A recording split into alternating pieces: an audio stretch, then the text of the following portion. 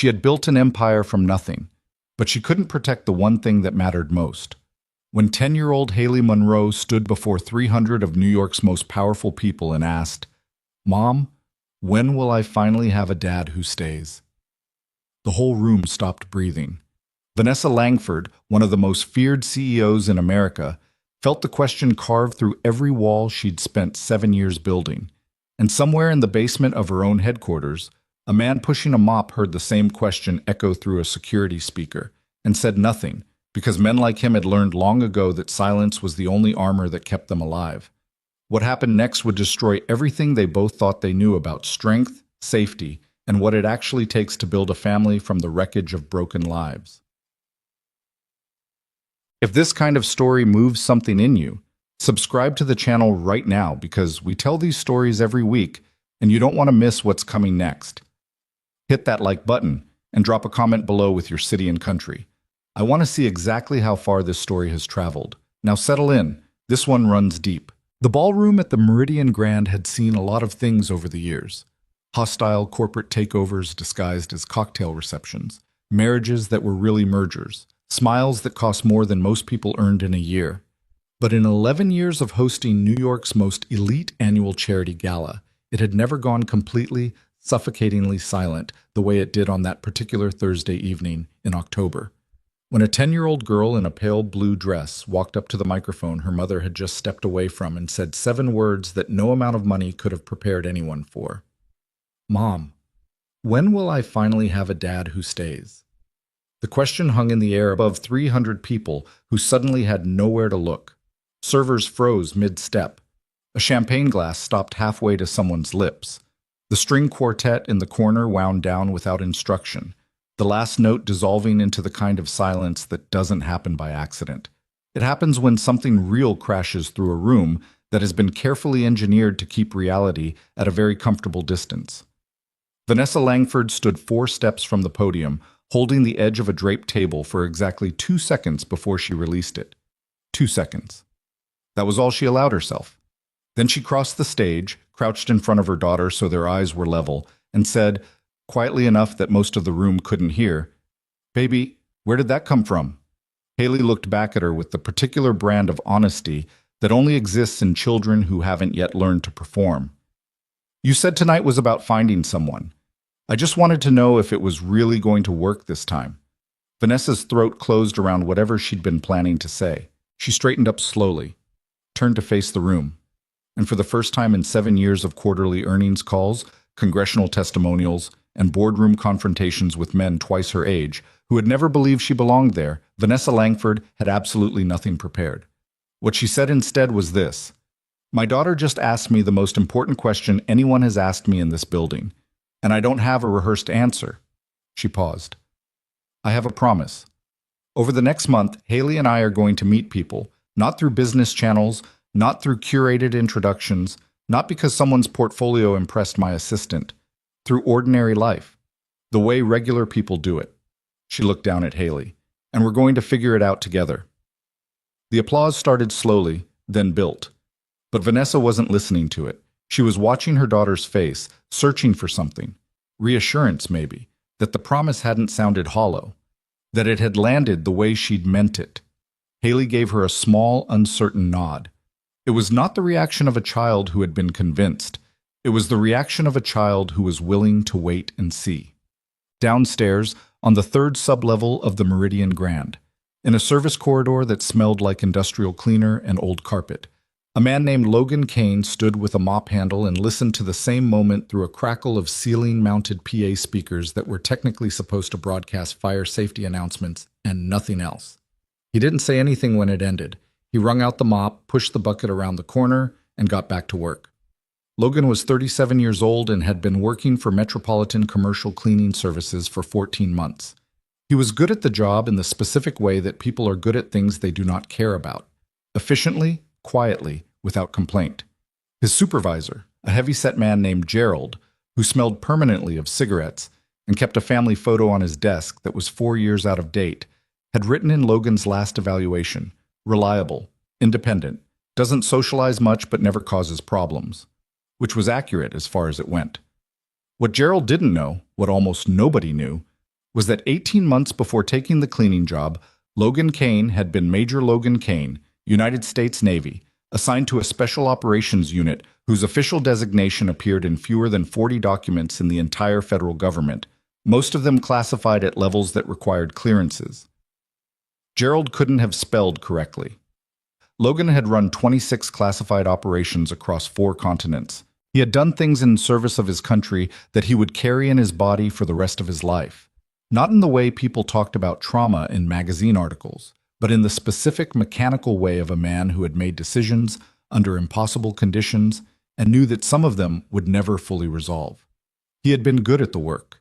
He had been, by the measured assessment of people paid to evaluate such things, exceptional at the work.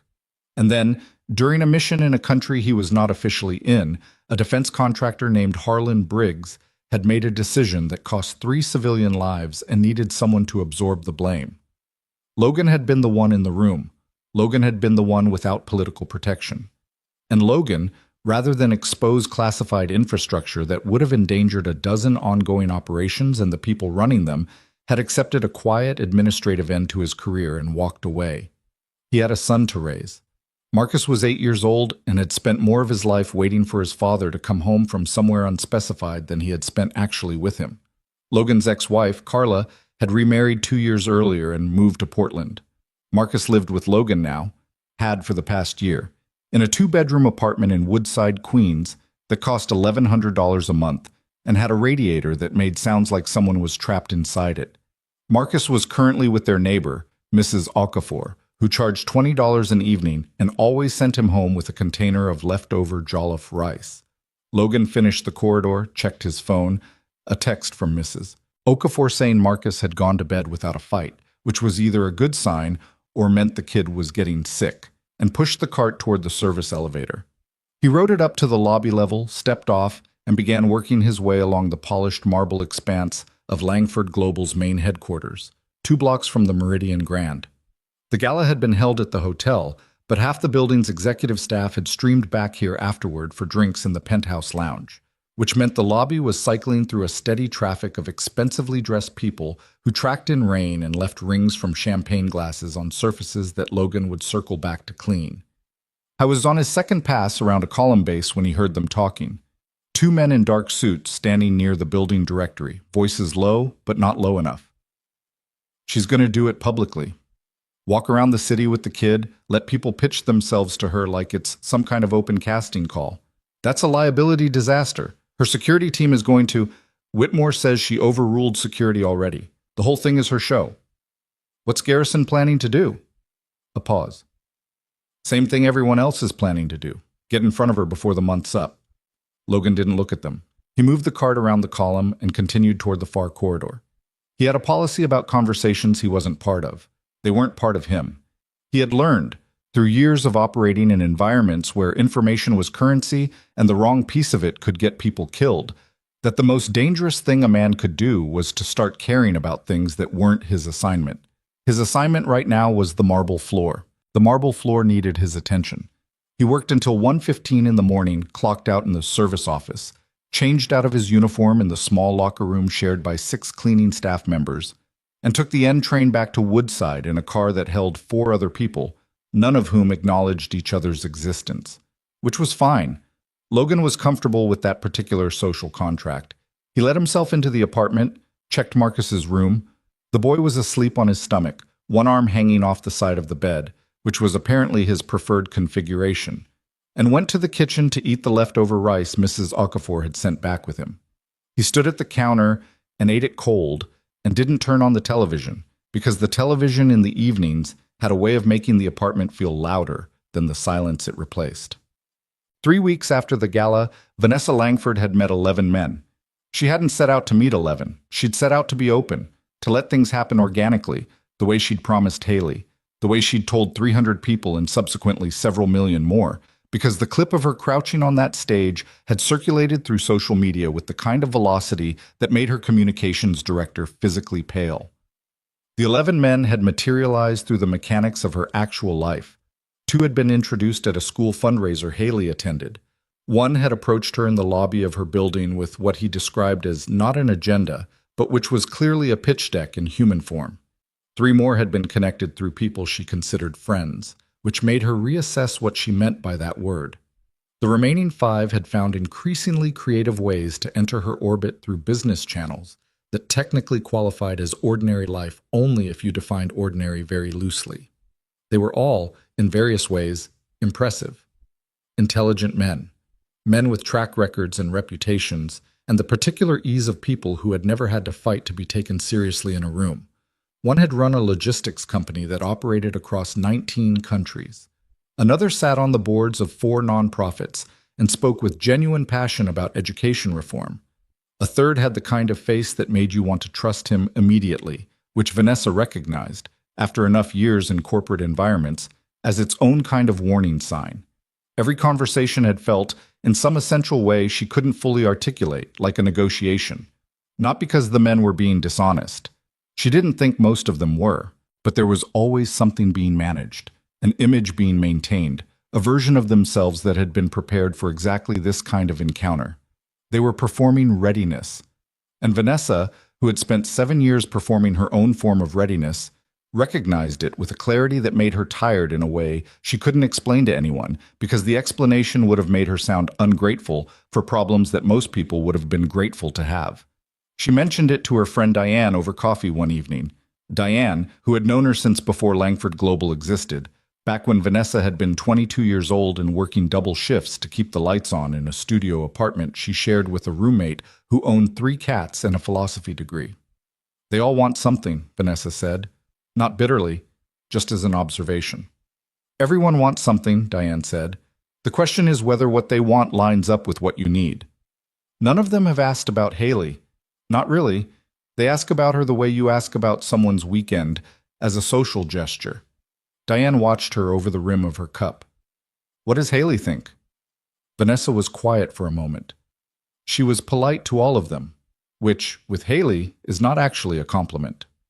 The incident at the Harwick Tower construction site happened on a Wednesday morning in early November. Vanessa had 3 developments currently in progress across the city, and she had a habit, which her security director, a former police commander named Patricia Roach, considered a professional liability, of doing unscheduled site visits. She liked to see things in process. She'd grown up watching her father rewire electrical panels in other people's houses, and something in her was always drawn to the intermediate state of things. The scaffolding, the exposed framing, the moment before a thing became what it was going to be. She brought Hailey that morning because the school had a teacher training day, and Hailey had asked, with careful casualness, whether she could come along. Vanessa's security detail consisted of 2 men. Roach had assigned 4, but 2 had called in the same morning, which in retrospect was not a coincidence. The team running cleanup and prep at Harwick Tower was contracted through a company called Delmar Services. The workers in Delmar uniforms who had been on site since 6 a.m. were, for the most part, not Delmar employees. Logan was there because Metropolitan Commercial had a subcontract for the site, and he'd been assigned the morning shift with a colleague named Ferris, a 53-year-old man who had strong opinions about sandwiches and not much else. Logan was on the 7th floor when the first of Vanessa's security team came through on the radio with a clipped professional alert that cut off mid-sentence. He moved to the window and looked down. 4 vehicles were blocking the site entrance. Men were moving in organized patterns across the ground level.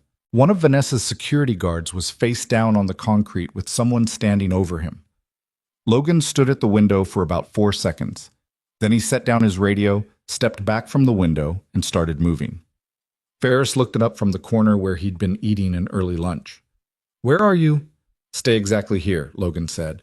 "Don't use your phone. Don't go near the windows. Don't make noise. I'll be back." "What is happening?" "Ferris!" Logan's voice had shifted into something that made the older man go completely still. "Stay here." He moved into the stairwell. The construction site had 8 floors of completed framing and 3 more in progress. Logan had been on this job for 11 days and had done what he always did in any new space, mapped it. Not consciously. Not the way someone with a plan maps things, but the way a person does when stillness is not something they've ever fully trusted, when some part of them never fully stops calculating exit routes and structural advantages and the places where sound carries and the places where it doesn't. He came down the east stairwell to the 4th floor and found 3 construction workers huddled in a utility alcove, one of them bleeding from a cut on his forearm.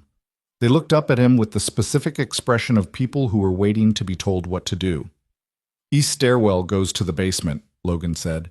"There's a service exit behind the electrical panel room. Do you know it?" One of the workers, a young guy, maybe 22, with a hard hat pushed back on his head, nodded.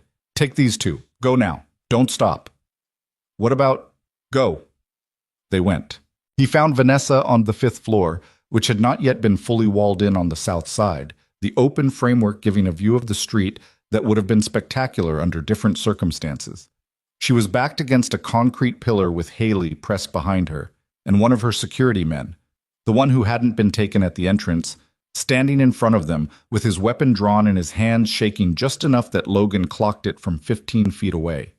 2 men in Delmar uniforms were moving toward them from the far end of the floor. One had a radio, the other had a weapon. Vanessa's guard fired once, missed badly, and the return movement from the 2 men was fast and coordinated in a way that was immediately clarifying about what kind of training they'd had. Logan came in from the service corridor on their flank. What happened in the next 40 seconds was not something he would have been able to fully narrate afterward, not because it was a blur, but because the individual components of it were so compressed and sequential that they didn't parse as separate events. He moved into the space between the 2 men before either of them had processed his presence. The first man went down hard, fast, in a way that produced no prolonged struggle. The second turned and raised his weapon, and Logan was already inside the arc of it, close enough that the weapon became a liability rather than an advantage. And the struggle lasted less than 3 seconds before it was over. He disarmed the second man, zip-tied both with the plastic restraints he'd picked up from a tool supply shelf on the 3rd floor because old habits were very hard to break, and turned around. Vanessa Langford was staring at him, not with relief exactly, though that was there, but with something else, something that was working through several layers of processing simultaneously, because what she had just watched did not correspond to any category her brain had prepared for the man who mopped floors in her headquarters building. Hailey had her face pressed against her mother's jacket. Vanessa's hand was in her daughter's hair. Logan looked at the security guard, who had lowered his weapon and appeared to be running a very hasty internal review of his career. "There are at least 4 more on the ground level," Logan said. 2 on the 2nd floor. You need to get them out now, before the group on the ground reconverges. How do you... The guard stopped, started again. "Who are you?" "I work here," Logan said. "East stairwell."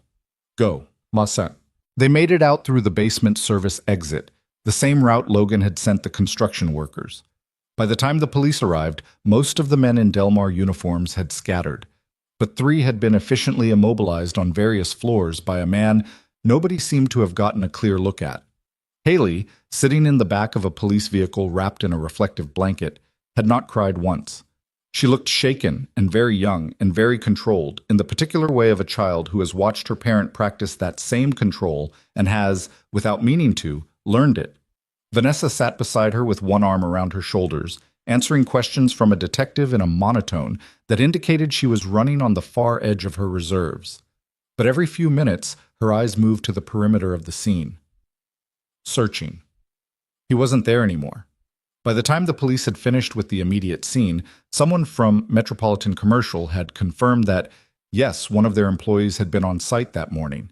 A man named Logan Kane, 7th-floor assignment, clocked in at 7, no criminal record, good work history, nothing else on file. Vanessa looked at the name for a long time. Hailey was asleep against her shoulder when the car finally took them home, and Vanessa sat with the sound of the city moving past the windows and thought about a man who had walked into a room with armed people in it, handled what he found there with the efficiency of someone for whom this was not a new category of experience, and then apparently gone back to work. She thought about the way he'd moved, the way he'd spoken to her guard, not with authority performing itself, not with the kind of tactical language that men used when they wanted to sound impressive, just clean, direct, absolutely certain. She thought about how he hadn't looked at her the way every person in that building usually looked at her, and she thought, for no reason she could have immediately explained, about what Hailey had asked that Thursday evening 3 weeks ago, standing at a microphone in a ballroom full of people who had everything except the particular thing that actually mattered. She pulled out her phone and sent a message to her assistant. I need everything we have on an employee named Logan Kane. He's contracted through Metropolitan Commercial. Not a background check. Everything. She put the phone away, looked out the window. The city was gray and wet and entirely itself, indifferent to the fact that something had shifted, or was shifting, or was about to. Outside, somewhere in the rain, a man took the N train back to Queens and sat in a car with strangers who did not acknowledge him, and was profoundly grateful for that. The file Patricia Roach dropped on Vanessa's desk the following morning was thinner than expected. That was the first thing Vanessa noticed. For a man who had apparently walked through an active hostage situation and neutralized armed professionals with his bare hands, Logan Kane left almost no footprint in the world that a standard background search could find.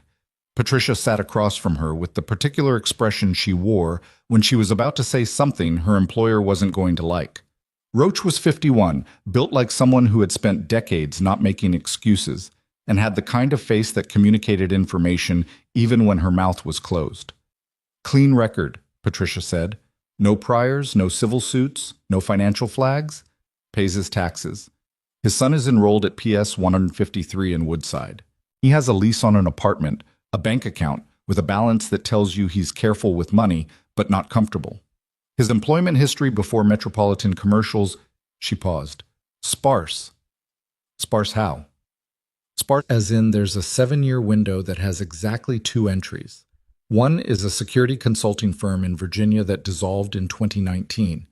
Before that, military service. Another pause. The discharge papers say honorable, but the classification on his service record is at a level I don't have authorization to access. Vanessa looked at the file without touching it. Who does? I've made some calls. I'm waiting to hear back. Patricia leaned forward slightly. Vanessa, what this man did yesterday was not a civilian skill set. I've seen trained close protection professionals with years of experience panic under less pressure than he was under. He didn't panic. I know. He also didn't stay. He didn't give a statement to police. He was listed as a witness and cleared the scene before the detective got to him. The officer who took his name described him as cooperative, but Patricia checked her notes. Quote, seemed like he wanted to be anywhere else. I know, Vanessa said again. She picked up the file then and opened it. Logan Kane's employment photo from Metropolitan Commercial stared back at her. The kind of photograph that was taken by someone pointing a phone at a person who was not trying to look like anything at all. He looked directly at the camera with eyes that were not unfriendly, not guarded exactly, just present, waiting for the thing to be over so he could move on to whatever came next. She had seen that expression somewhere before. Then she placed it. She saw it in her own mirror on mornings when she was running on 4 hours of sleep and had 3 back-to-back meetings before 9 a.m. and had already told herself that she was fine, that everything was manageable, that she didn't need anyone to ask how she was doing because she already knew the answer and the answer wasn't useful to dwell on. She closed the file. I want to talk to him, she said. Patricia's expression shifted into something that wasn't quite concern but was adjacent to it. That's your call. But if I'm advising you professionally, he came through yesterday, yes, and we don't fully know who he is yet. No, Vanessa said. We don't. She looked out the window at the mid-morning city, gray and operational, everyone going somewhere with purpose, or the appearance of it. Set it up, she said. Well, Metropolitan Commercial's dispatcher, a woman named Rita, who had clearly fielded stranger requests in her career but was trying not to show it, confirmed that Logan Kane was scheduled for the Langford Global Headquarters building that same evening, standard Thursday night rotation, floors 2 through 6. She seemed unsure whether to be pleased or nervous that the CEO of the building knew this.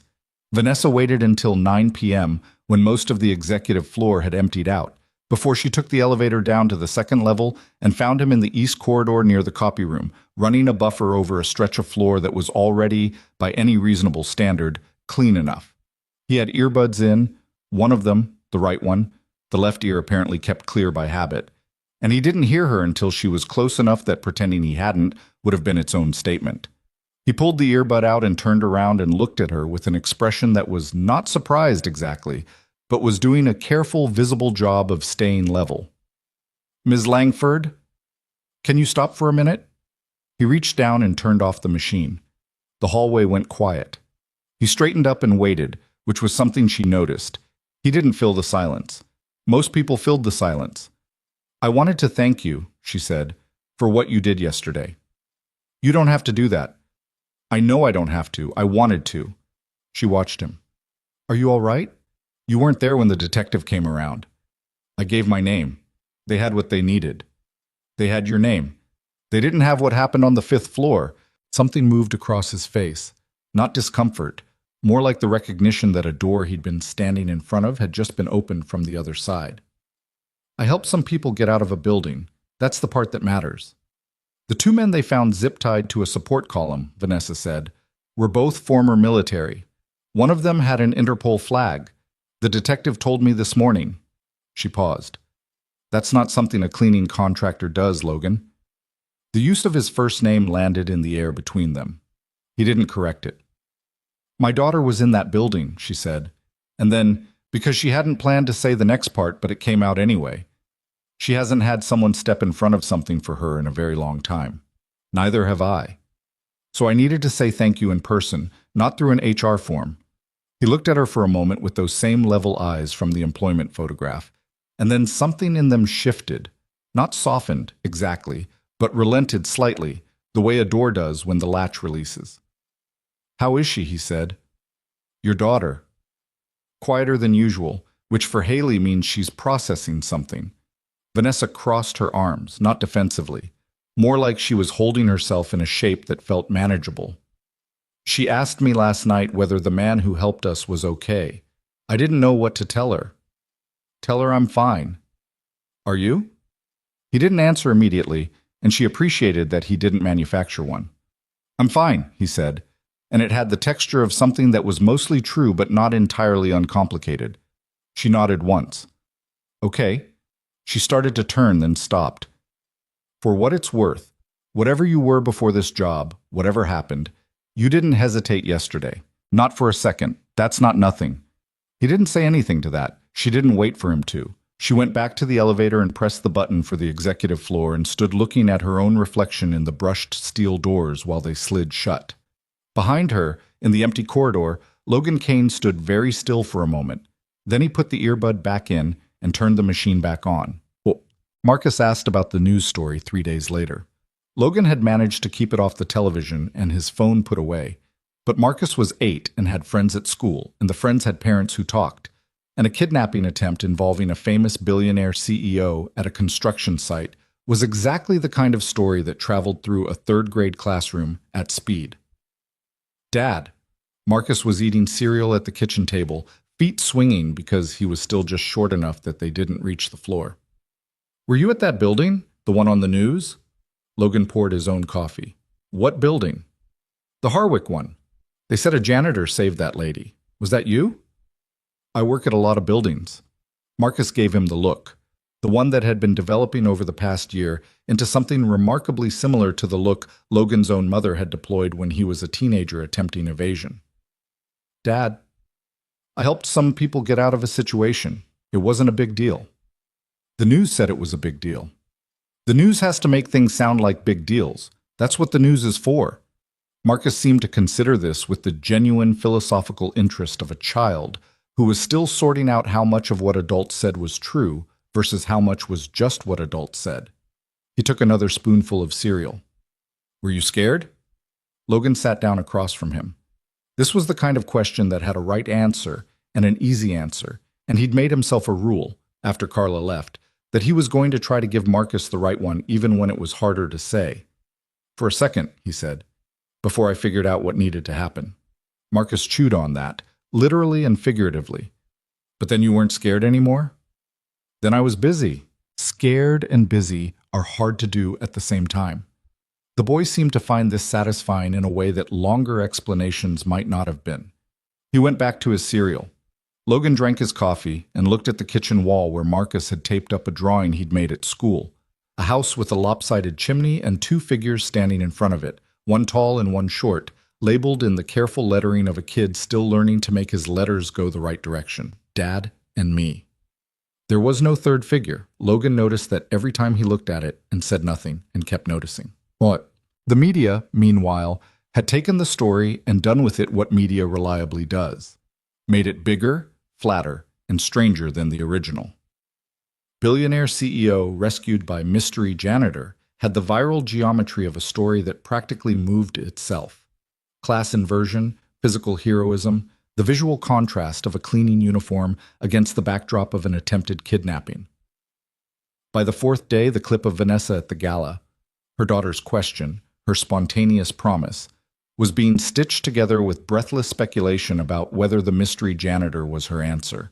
Vanessa's communications director, a precise, perpetually underslept man named Arthur Fenn, came to her office that morning with the look of someone who had been managing a crisis since approximately 4 a.m. and was running on the wrong side of his second wind.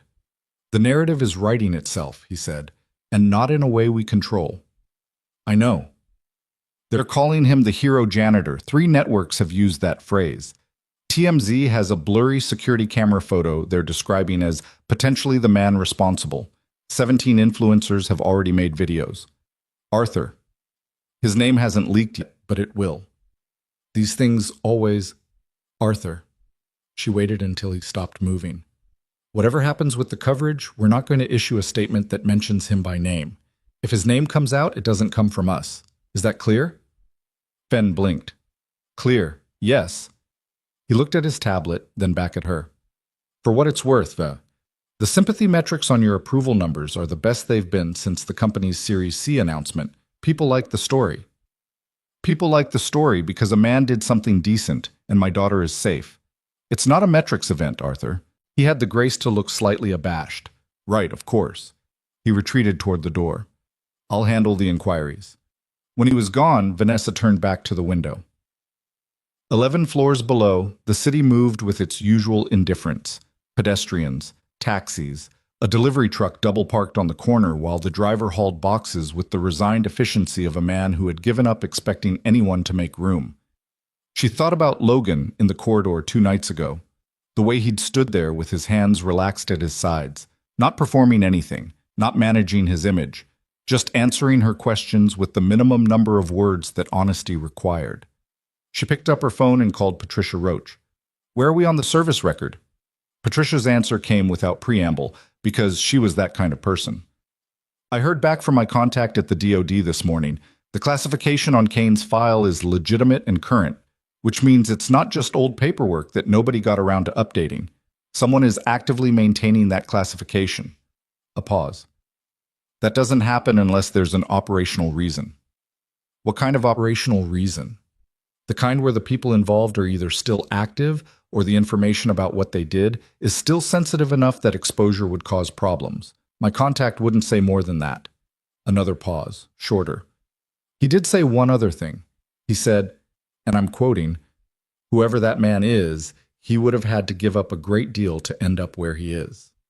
Vanessa sat with that for a moment. "Okay," she said. "Thank you, Patricia." She set the phone down and looked at the thin file still on the corner of her desk. The employment photo, the sparse work history, the 7-year gap that wasn't a gap at all, but was something her security director couldn't access and a DoD contact wouldn't explain. A man who could have used what he knew to protect himself, and hadn't. She understood that particular choice in a way she couldn't have explained to most people. When her husband Daniel had died, a cardiac event at 41, no warning, no negotiation, no time to prepare anything, just absence where a person had been, she had understood for the first time what it meant to choose silence over the easier path of being seen in your grief. She had chosen silence. She had gone back to work within a week, which her therapist at the time had described as a coping strategy with significant long-term costs, and which Vanessa had understood was true and chosen anyway, because the alternative was falling apart in a way that felt like it might not stop. She had never stopped paying those long-term costs. She was fairly certain Logan Kane hadn't either. So, the suitors, as Vanessa had privately started thinking of them, a word she used ironically because it made the situation feel slightly less absurd, continued to surface through the month. The media attention had, if anything, accelerated their interest. Being seen with Vanessa Langford had always carried a certain social and professional weight, but now there was an added dimension. Whoever she chose would be positioned against the romantic backdrop of the hero janitor story, which meant they needed to project qualities that could survive that comparison. Several of them were trying very hard. A man named Garrison Cole, 43, self-described entrepreneur. The kind of person who said entrepreneur the way other people said physician, had inserted himself into her professional orbit 3 weeks before the Harwick incident through a mutual acquaintance and had since escalated his efforts with the dogged persistence of someone who had decided that this was a problem solvable by application of sufficient resources. Garrison was handsome in the way of men who had decided at some point that their appearance was an asset to be maintained and had pursued that maintenance with professional discipline. He wore his suits like they were armor, which Vanessa recognized because she wore her own suits the same way, though she was at least aware she was doing it. He had sent flowers to her office twice. Not extravagant arrangements, he was too calibrated for that, but precise, tasteful, the kind of bouquet that announced I did research rather than I felt something. He had also, through channels she hadn't yet fully traced, obtained information about a charity initiative she was quietly developing, a fund for children from low-income families to access performing arts programs, and had made a donation substantial enough to require acknowledgement. She acknowledged it. She did not, as he had clearly hoped, use the acknowledgement as an entry point for a longer conversation. What she didn't know, sitting in her office on a cold Thursday morning reviewing quarterly projections, was that Garrison Cole was also, through a separately maintained set of relationships that he kept carefully walled off from his public profile, in contact with the people who had sent armed men to Harwick Tower. Not as a conspirator, exactly. The arrangement was more complex than that and more deniable. He had not ordered the kidnapping. What he had done, through an intermediary whose name appeared nowhere in anything he signed, was pass along information about Vanessa's schedule, her habit of doing unannounced site visits, the specific timing of the Harwick inspection, to people who had their own reasons for wanting leverage over the CEO of Langford Global. What happened with that information was, in Garrison's framing of events to himself, not his responsibility. He was very good at framing things to himself. What he had not anticipated was Logan Kane. The failed operation at Harwick had cost his contacts significant resources and produced no usable result, and the man who had dismantled it was now, according to the coverage Garrison consumed with obsessive attention over the following days, being romantically associated with the woman Garrison had decided was going to matter to his next phase of ambitions. This was a problem with several dimensions, the most immediate of which was that Logan Kane, if anyone looked at him closely enough, would eventually lead people back toward the information leak that had made Harwick possible. Garrison was not a man who tolerated loose threads. He had a conversation, through the intermediary, about options. Logan found out he was being investigated on a Tuesday morning, not from any official source, but from Gerald, his supervisor, who had the expression of a man delivering news he found confusing and slightly beyond his pay grade. "Someone from corporate came in yesterday," Gerald said. They were in the service office at Langford Global, Gerald behind his desk, Logan standing because the second chair had a box of cleaning supplies on it that nobody had moved in approximately 3 months. HR level. They said they were doing a routine check on contracted staff credentials. I gave them your file. That's fine. They asked specific questions, Logan, about your work history, your references. They wanted to know if you'd ever accessed restricted areas of the building. Logan was quiet for a moment. Had I? Not according to any records I have. Gerald shifted his weight. I want to be straight with you. These didn't feel like routine questions. No, Logan agreed. They probably weren't. He drove Marcus to school that morning with the particular focused quiet of a man running calculations. He walked Marcus to the door, something he didn't always do, and which Marcus noticed without commenting on, though he did look back once with an expression that was too knowing for 8, and then sat in the car in the school drop-off lane until a van behind him honked and he pulled forward. He called his sister in the evening once Marcus was in bed. Dana, who was 41 and lived in Raleigh with her husband and 2 teenagers and a dog that had the same energy as a malfunctioning piece of equipment, answered on the second ring with the immediate alertness of a person who knew that her brother only called when something had weight to it. What's happening? She said, not as a question. Someone is looking into my background at work. Logan, I don't know who yet. It might be standard procedure given what happened at the construction site. He paused. It might not be. The line was quiet for a moment. When Dana spoke again, her voice was careful in the way of someone managing their own reaction for the sake of the conversation. Are you safe? Is Marcus? Marcus is fine. I'm fine. He sat at the kitchen table, the city running its nighttime inventory of sounds outside the window. A bus, someone's music from an upper floor, the radiator starting its routine. I just wanted someone to know. What are you going to do? I'm going to go to work tomorrow, and the day after. He looked at the drawing on the wall. Dad and me. I don't have a lot of other options right now, Dana said quietly. You always have options. You just hate every choice that requires asking for help. He didn't argue with that because it was accurate. They talked for a few more minutes about nothing important. Her daughter's volleyball tournament, a neighbor's construction project that had been ongoing since spring, and then said goodbye with the particular warmth of siblings who don't require explanation from each other and are, both of them, relieved by that. Logan sat at the table after the call ended. He thought about Vanessa Langford in the corridor, the way she'd looked at him without performing anything, without the management that everyone around her seemed to perform constantly. He thought about what she'd said. Whatever you were before this job, whatever happened, you didn't hesitate. He thought about Marcus asleep in the next room. He thought about Harwick and the two men he'd put down, and the look on the youngest construction worker's face when Logan had pointed him toward the service exit. Pure animal relief, the specific gratitude of someone who has been told exactly what to do in a moment when the alternatives were too frightening to process. He had spent 14 months trying to be a person who didn't know how to do what he knew how to do. Standing up from the table, he put his coffee cup in the sink and went to check the door lock. Not from paranoia, just habit, and looked out through the peephole into the hallway, which was empty and lit with the yellowed fluorescence of a landlord who replaced bulbs reluctantly. He stood there for a moment, hand still on the door. Then he went to bed. The credential investigation turned into something else 3 weeks later, when Logan arrived at Langford Global for the evening shift, and Gerald was waiting for him in the service office with a different expression than usual, not confused this time, but tight-mouthed and uncomfortable in a way that meant the news was worse. I need you to come in and sit down, Gerald said. Logan sat. Corporate security came back this morning. They're saying there was unauthorized access to the third-floor server room 2 weeks ago, Tuesday. They pulled the card logs. Gerald placed a printed sheet on the desk between them. Your access card shows entry at 11:47 p.m.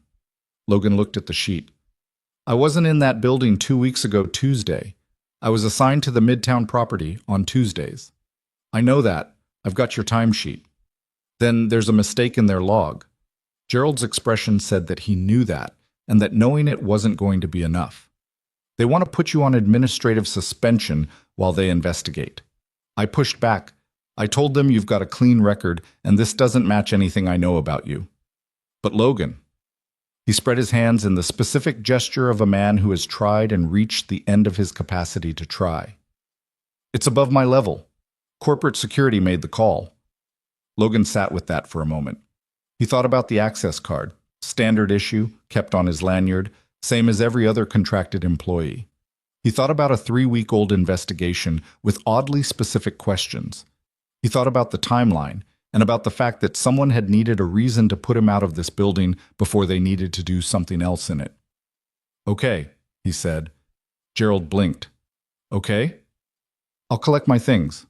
Logan stood. I didn't access that server room. You know that and I know that. But okay. Gerald looked at him with the expression of a man watching something slightly wrong happen and being unable to articulate why it felt worse than it should.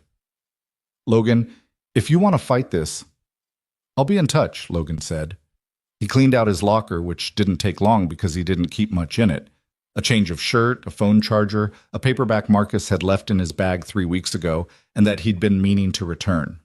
He put everything in his duffel and walked out through the service exit into the November evening, the cold hitting him immediately, the city going about its business in the particular aggressive way of New York on a weekday night. He stood on the sidewalk for a moment. The street was lit amber under the lamps, pedestrians moving in the practiced choreography of people who had learned to navigate shared space without looking at each other. A cab came around the corner too fast, headlights sweeping.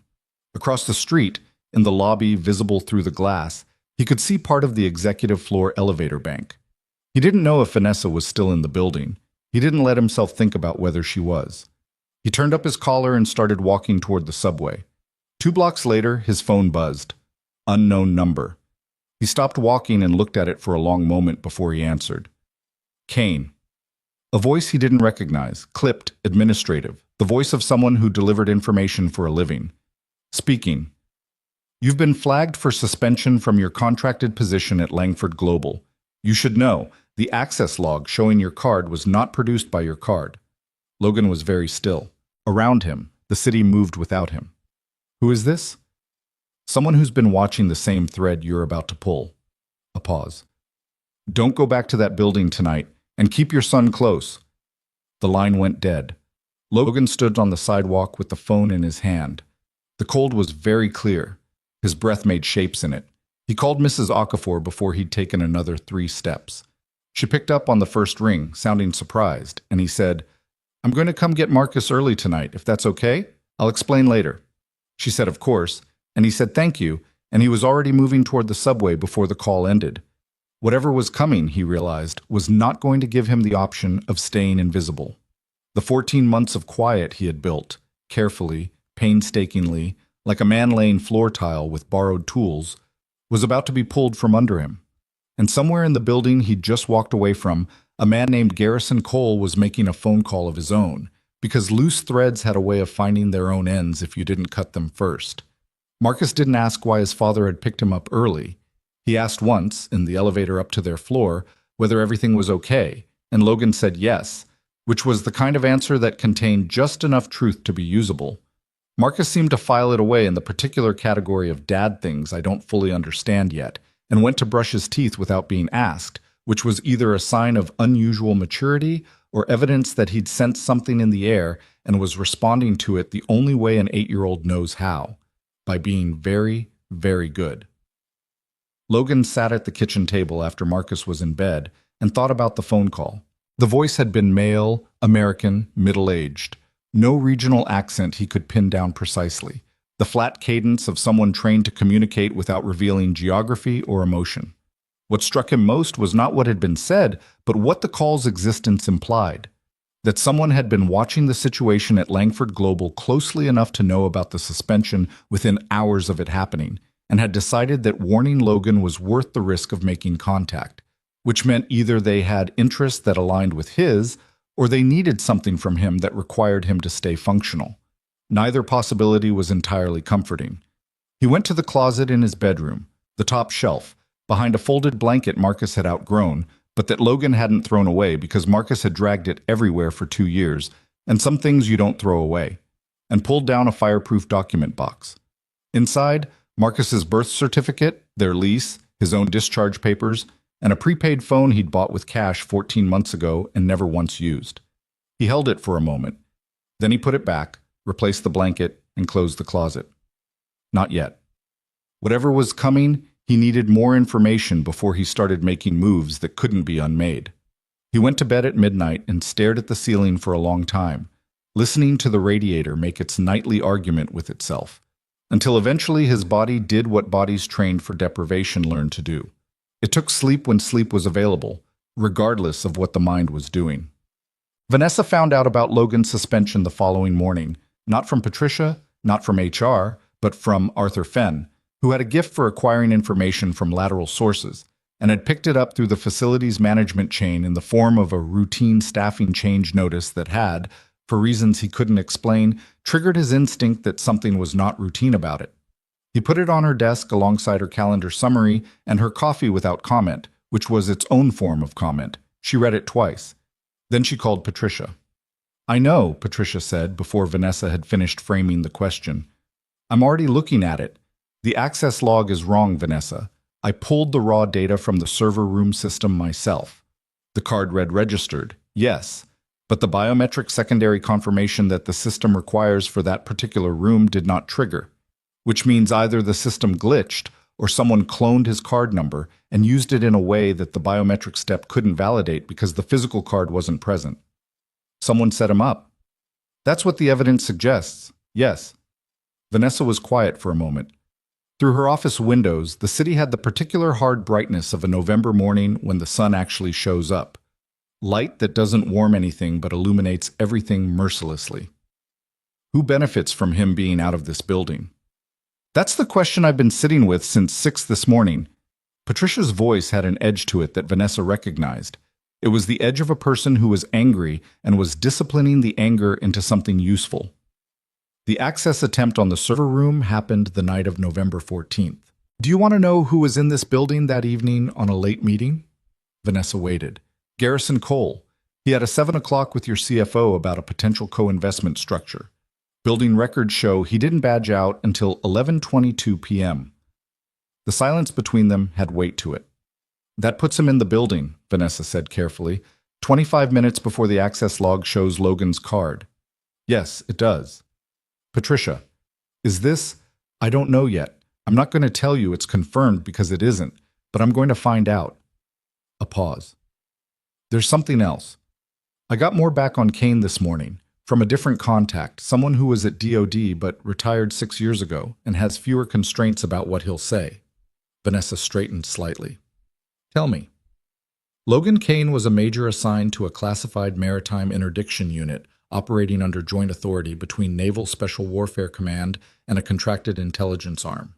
He ran 12 confirmed operations in 4 years, plus an additional 14 that exist only in documents I don't have clearance for. His record was, by every metric they used to evaluate these people, exceptional. Patricia stopped. Then, in the spring of 2021, his unit was deployed to interdict a weapons shipment in an unspecified location. The mission was compromised. 3 people died who shouldn't have died. A defense contractor named Harlan Briggs, who held the intelligence contract supporting the operation, provided targeting data that was incorrect. Deliberately incorrect, according to my source, though proving it required access Kane didn't have. He was blamed for it, Vanessa said. He was made available to be blamed for it, which is slightly different. A formal inquiry was initiated. Kane had evidence, partial evidence, enough to raise serious questions about Briggs, but presenting it would have required exposing the full operational architecture of his unit, including people still active in the field. A pause. He didn't present it. Vanessa closed her eyes briefly. He took the loss. He negotiated a quiet administrative separation in exchange for the inquiry being closed. Harlan Briggs went on to receive 2 additional government contracts worth a combined $400 million. Patricia's tone was controlled, but only just. Kane moved to New York, got his son, and took a cleaning job. The line was quiet for a moment. Outside, a pigeon landed on Vanessa's windowsill, looked at her with one orange eye, and left. Where is he now? Vanessa asked. I have an address in Woodside. I need you to reach him, not officially. Don't call his work number. He doesn't have the job anymore. Try his personal cell. She paused. And Patricia, whatever he's willing to share, whatever he's not, we treat this carefully. He didn't ask for any of this. Understood. Another pause, shorter than the others. For the record, Vanessa, in 22 years of security work, I've seen a lot of people in situations where staying quiet cost them everything. Most of them were not quiet out of nobility. They were quiet because they were scared, or because they calculated that the quiet would eventually pay off. She stopped. I don't think that's why he did it. Vanessa didn't answer that because she didn't have an answer. Just the knowledge that Patricia was right, and that the knowledge was doing something to her that she hadn't been prepared for this morning when she sat down at her desk with a calendar summary and a coffee. She set the phone down and looked at the suspension notice again. Logan Kane, contract employee, Metropolitan Commercial Cleaning Services. Administrative suspension pending investigation of unauthorized access. She picked up the phone again and called her general counsel. Logan was at the laundromat on Woodside Avenue, the one that had 3 machines permanently out of service, and a television mounted in the corner playing a cable news channel that nobody was watching, when his cell phone rang with a number he didn't recognize. He let it ring once, twice, then answered because ignoring numbers he didn't recognize was a luxury he'd given up the previous evening. Mr. Kane, my name is Patricia Roach. I'm the Director of Security for Langford Global. A brief pause. I work for Vanessa Langford. I want you to know this call is coming from her, not from corporate HR, and it's not about the suspension. Logan watched a dryer rotating someone else's laundry. What's it about? We have reason to believe your access card was cloned and the log entry used to manufacture grounds for your removal from the building. I want to share what we've found and ask if you'd be willing to meet." He was quiet for a moment. Across the laundromat, a young mother was folding clothes with the focused efficiency of someone for whom time was extremely finite, a toddler sitting on a plastic chair beside her eating crackers from a zip bag. "Mr. Kane?" "I'm here." He shifted the phone. "Why are you telling me this?" "Because it appears someone went to significant effort to remove you specifically from that building, and we'd like to understand why before we file the incident report that will clear your record." She paused. "And because what happened at Harwick Tower, Ms. Langford wanted me to say this directly, is something she hasn't stopped thinking about. It was the last part that decided him, not because it flattered him.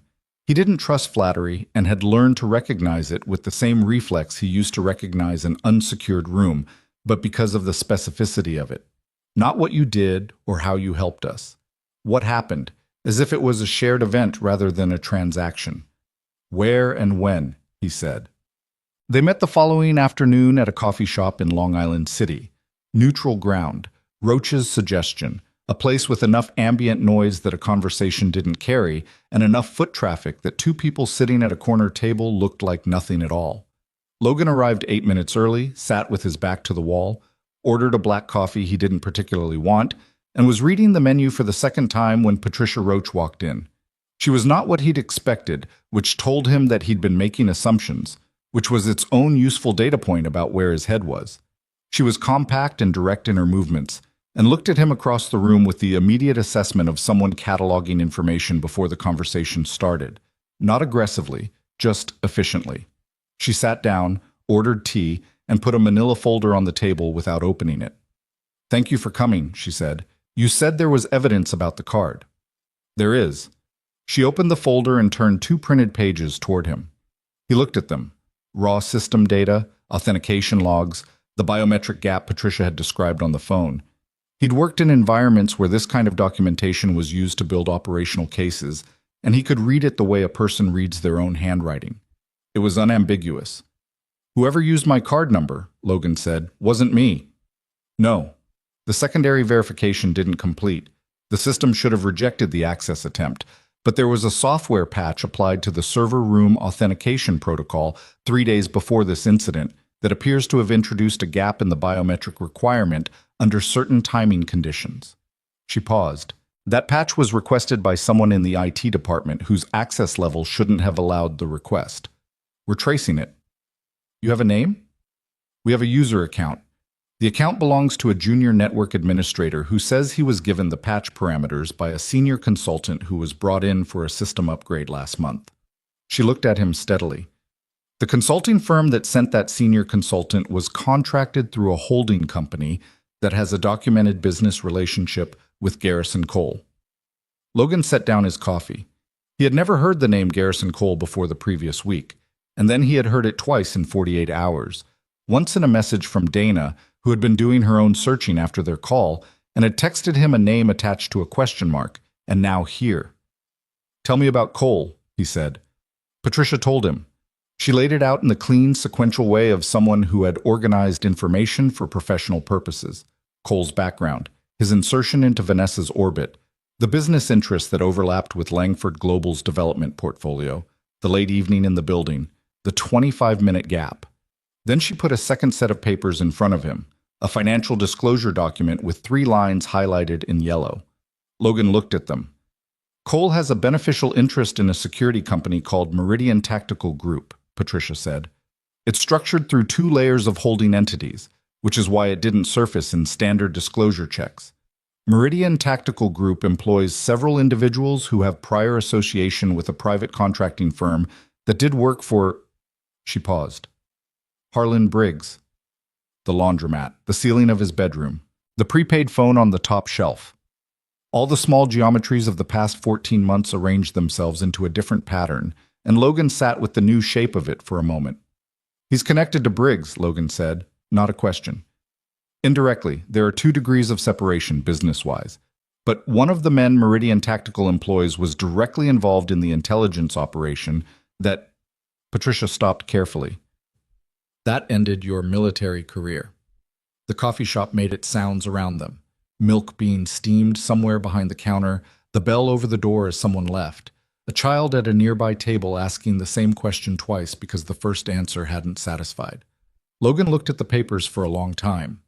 He had known, in the abstract way that people know things they can't fully face yet, that what had happened to him in 2021 had not been random. Bureaucratic malice existed in every institution large enough to have competing interests, and he had been in the path of someone else's competing interests at the wrong moment. But knowing it abstractly and sitting across from documentation of the specific machinery of it were different things. "What does Cole want from Langford Global?" he said. "That we're still determining. But his interest in the company accelerated significantly after the Harwick incident. Our theory," Patricia chose her words with visible care, "is that Harwick was not primarily a kidnapping for ransom. The organization behind it has a pattern of acquiring leverage over high-value targets, leverage they then use to extract business concessions, exclusive contracts, data access, development site approvals. Vanessa's company controls 3 development sites in the outer boroughs that sit on transit corridors being evaluated for major infrastructure expansion. The land value, with the right approvals, would be substantial.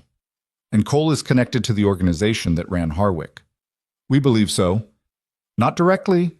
There are intermediaries. But the information about Vanessa's schedule that enabled the Harwick operation had to come from somewhere close enough to her professional calendar to be accurate. Cole had access to that calendar through his contact with her CFO. She looked at him levelly. "You dismantled an operation that would have given them significant leverage. That made you a problem." Logan was quiet. "So the suspension," he said, "getting me out of the building." "They're planning something else," Patricia said. "We don't know what or when, but removing you first suggests they're aware of what you're capable of." She paused, "which raises its own questions about how much they know about your background." He looked at her. "Briggs knows." "If Cole and Briggs are connected, then yes. Briggs would know enough to know that a man with your training in that building was a liability to whatever they're planning." Logan sat with that. The particular quality of being known by the wrong people was something he'd lived with before, in a different context, at a different scale, and it had a specific texture. Not quite fear. More like the feeling of standing in a room and realizing the walls are closer than you thought. "I need to ask you something," Patricia said. "Go ahead." "The operation in 2021. What you gave up to keep quiet about it." She met his eyes directly. "If you were willing to talk now, to give testimony that could be verified against what we're finding, it would change things significantly. For the investigation. For your own record." A pause. "I'm not in a position to make promises about what that process would look like, but I know people who could facilitate the right conversations." Logan looked at the window. Outside, a delivery cyclist moved through the intersection against the light, standing on the pedals, going somewhere fast. "Who else knows about this meeting?" he said. "Vanessa. And me." "Not the CFO?" "No." "Not Arthur Fenn?" Patricia didn't look surprised by the name. "No." He looked back at her. "Cole has someone inside the company. It's not a guess.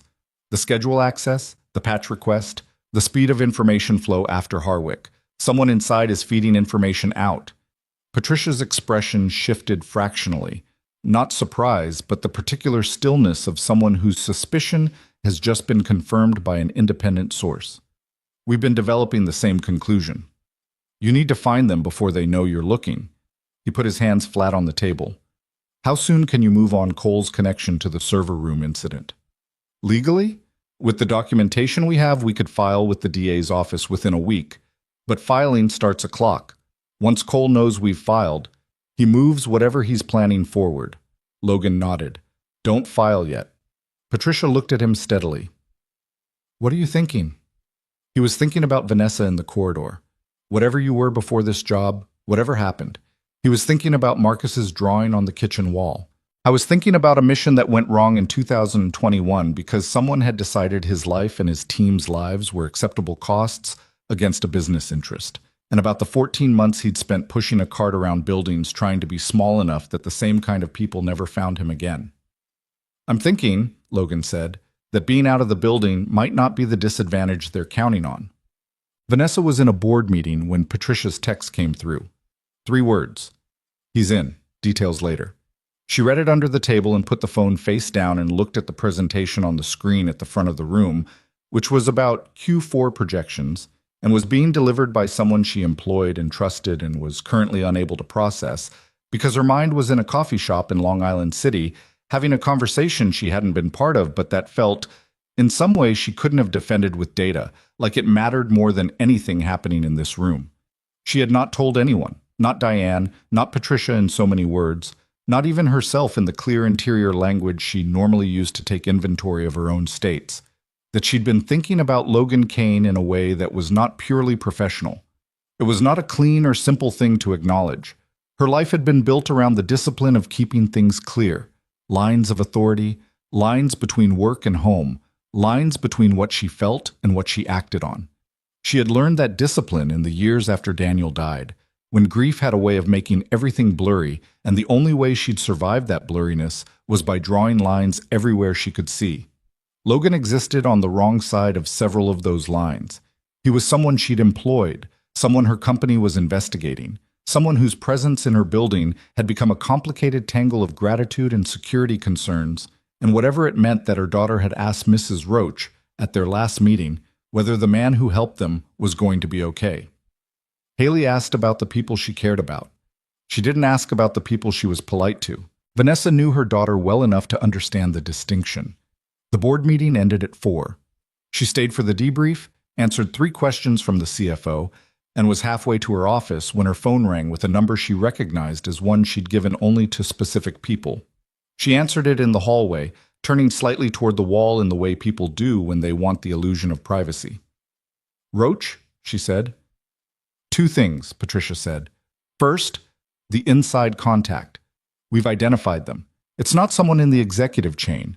It's a junior data analyst in the commercial development division, been with the company 8 months. The account activity pattern fits someone who was placed specifically to access project site data." She paused. "He was hired through a staffing firm that also has a connection to Cole's holding structure." Vanessa kept her voice even. "Pull his access tonight, quietly." "Already in process. Second thing."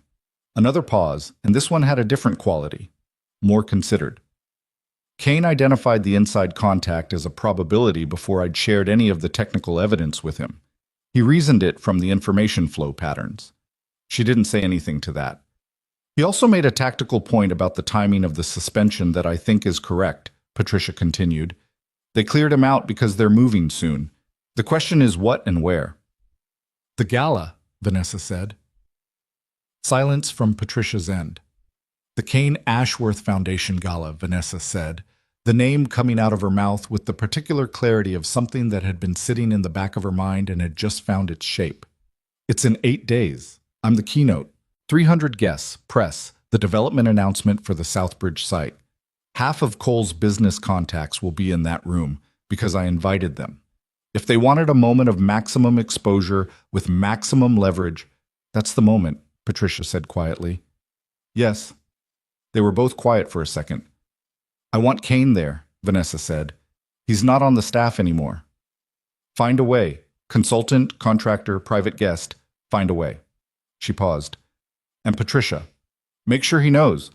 Not the company asking. Me." Logan received the message that evening through Patricia, relayed the way Patricia relayed things, directly and without decoration. Vanessa Langford was asking him, personally, to be present at the Kane Ashworth Foundation Gala in 8 days. The message included the details of what Patricia and Vanessa believed was being planned, and it ended with a single sentence that Patricia had not edited or added to. "This isn't an assignment. You don't owe us anything, but I'd like you there." He read it twice at the kitchen table while Marcus was in the next room doing homework with the television on low in the background, the 2 sounds mixing into the specific domestic texture of an evening that was ordinary in a way that Logan had spent a long time learning to appreciate without treating as permanent. He thought about saying no. He thought about the prepaid phone, the document box, the exit routes he'd mapped in his head from the Woodside apartment in the first 3 weeks they'd lived there. He thought about 14 months of quiet and what the quiet had cost and what it hadn't actually protected him from. Then he thought about a question asked into a microphone in a ballroom by a 10-year-old girl who had not learned yet to keep the most important things to herself. He texted Marcus's school to flag a possible absence on a date the following week, just in case. Then he called Dana. "I need a favor," he said. "Finally," Dana said immediately, with the energy of someone who had been waiting 18 months to hear those words. "What do you need?" "Can Marcus stay with you for a few days?" A pause. Then, without asking why, "I'll book him a ticket tomorrow." "Dana?" "Logan, stop." Her voice was firm and warm in equal measure. "Just send me his sizes. The kids destroyed his last set of pajamas at Thanksgiving, and I haven't replaced them." He almost laughed at that, which he hadn't expected, and the almost laugh did something to the tightness in his chest that he hadn't been fully aware was there. After he hung up, he sat at the table for a while. Then he went to the closet, moved the blanket, and took out the prepaid phone and the document box. He opened the box, looked at the discharge papers, and put them back. Then he went to the kitchen drawer where he kept a legal pad and wrote out everything he remembered from the 2021 operation. Names, dates, the specific sequence of events that had led to the inquiry, in the dense, precise shorthand of someone who had been trained to record information under conditions where there was no time to be comprehensive. He wrote for 2 hours. The radiator did its thing. The city ran its sounds outside. Marcus came to say goodnight and hugged him around the shoulders the way he'd recently started doing, with the full commitment of a kid who hadn't yet learned to make affection into something smaller than it was. "Night, Dad." "Night, Bud." When Marcus was in his room, Logan looked at the pages he'd written and thought about what they would mean if he gave them to the right people. Not just for the investigation into Cole and the gala, but for everything before. The inquiry, the discharge, the 3 years before that when he had been a person with a career and a rank and colleagues who knew his name in contexts other than maintenance schedules. He thought about Harlan Briggs receiving a $400 million contract while Logan Kane mopped marble floors. He put the pages in the document box, locked it, and replaced it on the shelf. 8 days. The gala was held at the Wentworth Hotel on 57th Street, a different venue than the Meridian Grand, which had been chosen deliberately by the event planning team and which Vanessa had approved without mentioning her reasons. The ballroom on the hotel's 4th floor held 340 people comfortably. The Langford communications team had spent 2 weeks managing the press access list, and Arthur Fenn had aged visibly in the process. Logan arrived at 5:30 p.m., 90 minutes before guests, through the service entrance on the building's north side. He was wearing a dark suit that Patricia's office had arranged. Nothing expensive, nothing that looked arranged, and he'd left his phone with Dana along with his son. He carried the prepaid phone in his inside pocket and nothing else. Patricia met him in the service corridor with 2 members of her team she trusted and had vetted herself. She handed him an earpiece and a building schematic and gave him 7 minutes of briefing that was efficient enough that he found himself, despite everything, professionally satisfied by it. "We've got 4 of Cole's known associates on the guest list," she said. 2 are legitimate business contacts who were invited before we identified the connection. The other 2 were added 3 weeks ago through a request that came through the CFO's office. We cleared the CFO. He was used as a conduit without knowing it. "Where's Cole?" "Not on the guest list, which is either because he's staying clean or because he's not planning to be visible." She paused. "We have a car matching a vehicle registered to one of Meridian Tactical's holding entities sitting on the block behind the hotel." "How many?" "The car has been there since 4. We've made 2 passes. At least 2 occupants, possibly 3. Logan looked at the schematic. The ballroom had 2 primary exits, main doors to the north corridor, service doors to the east. 3 stairwells, 1 freight elevator that was currently being used for catering, 2 utility corridors on the 4th floor that connected to the maintenance level above. "If they're running the same playbook as Harwick," he said, "they'll want the moment of maximum confusion. Lights, noise, crowd. They'll use the service access. We've put 2 people on the freight elevator.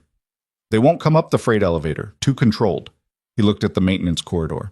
"Here, above the ballroom. If they can breach the maintenance level, they can come down through the utility access into the east corridor and be inside the room before anyone on the floor knows they're in the building." Patricia looked at the schematic for a moment. Then she got on her radio and moved 2 of her exterior team members to the maintenance level access point without visible hurry. At 6:45, Vanessa arrived. Logan saw her from the far side of the pre-function corridor. She was in a dark green dress that had nothing theatrical about it, the kind of thing a person wears when they care about how they look but aren't performing it, and she was talking to Arthur Fenn with the expression of someone receiving information they didn't fully need but were too polite to cut off. Her daughter was not with her tonight. Hailey was with Diane, which had been Vanessa's decision the moment she and Patricia had mapped out their concerns about the evening. She saw Logan across the corridor at some point between Arthur's second and third sentence. Something in her expression shifted, not dramatically, just at the edges, and she nodded once, barely perceptible, and he returned it, and then Arthur was pulling her attention back towards something about seating arrangements. Logan turned back to the schematic. The next hour and 15 minutes passed with the particular stretched quality of time before something happens. The air in the corridor carrying the sounds of a filling ballroom, glassware, music, 300 people settling into the social architecture of an event they'd decided to attend for their own various reasons. At 8:07, the earpiece clicked, Patricia's voice controlled and quiet. Movement on the maintenance level, 2 confirmed, possibly 3, finished the sentence. He took the stairs 2 at a time, not running, moving with the specific kind of speed that doesn't announce itself, that looks, if you catch a glimpse of it, like someone who knows where they're going and has a reason to be there. The 4th floor east corridor was empty. He passed the service doors and heard the muffled sound of the ballroom on the other side. The keynote was starting, Vanessa's voice carrying through the wall in the particular cadence of someone who'd given 1,000 speeches and had stopped caring whether she sounded polished. The utility access was at the end of the corridor, a metal door with a push bar, standard commercial construction, the kind of door that looks like it should be louder than it is. Logan stood to the side of it and waited. He heard them before he saw them. Not footsteps exactly, but the quality of weight moving on the other side of the door with the deliberate quiet of people who had been trained to be quiet and were working at it. The push bar moved, the door opened. The first man through was big, moving fast, and did not expect anyone to be standing precisely where Logan was standing.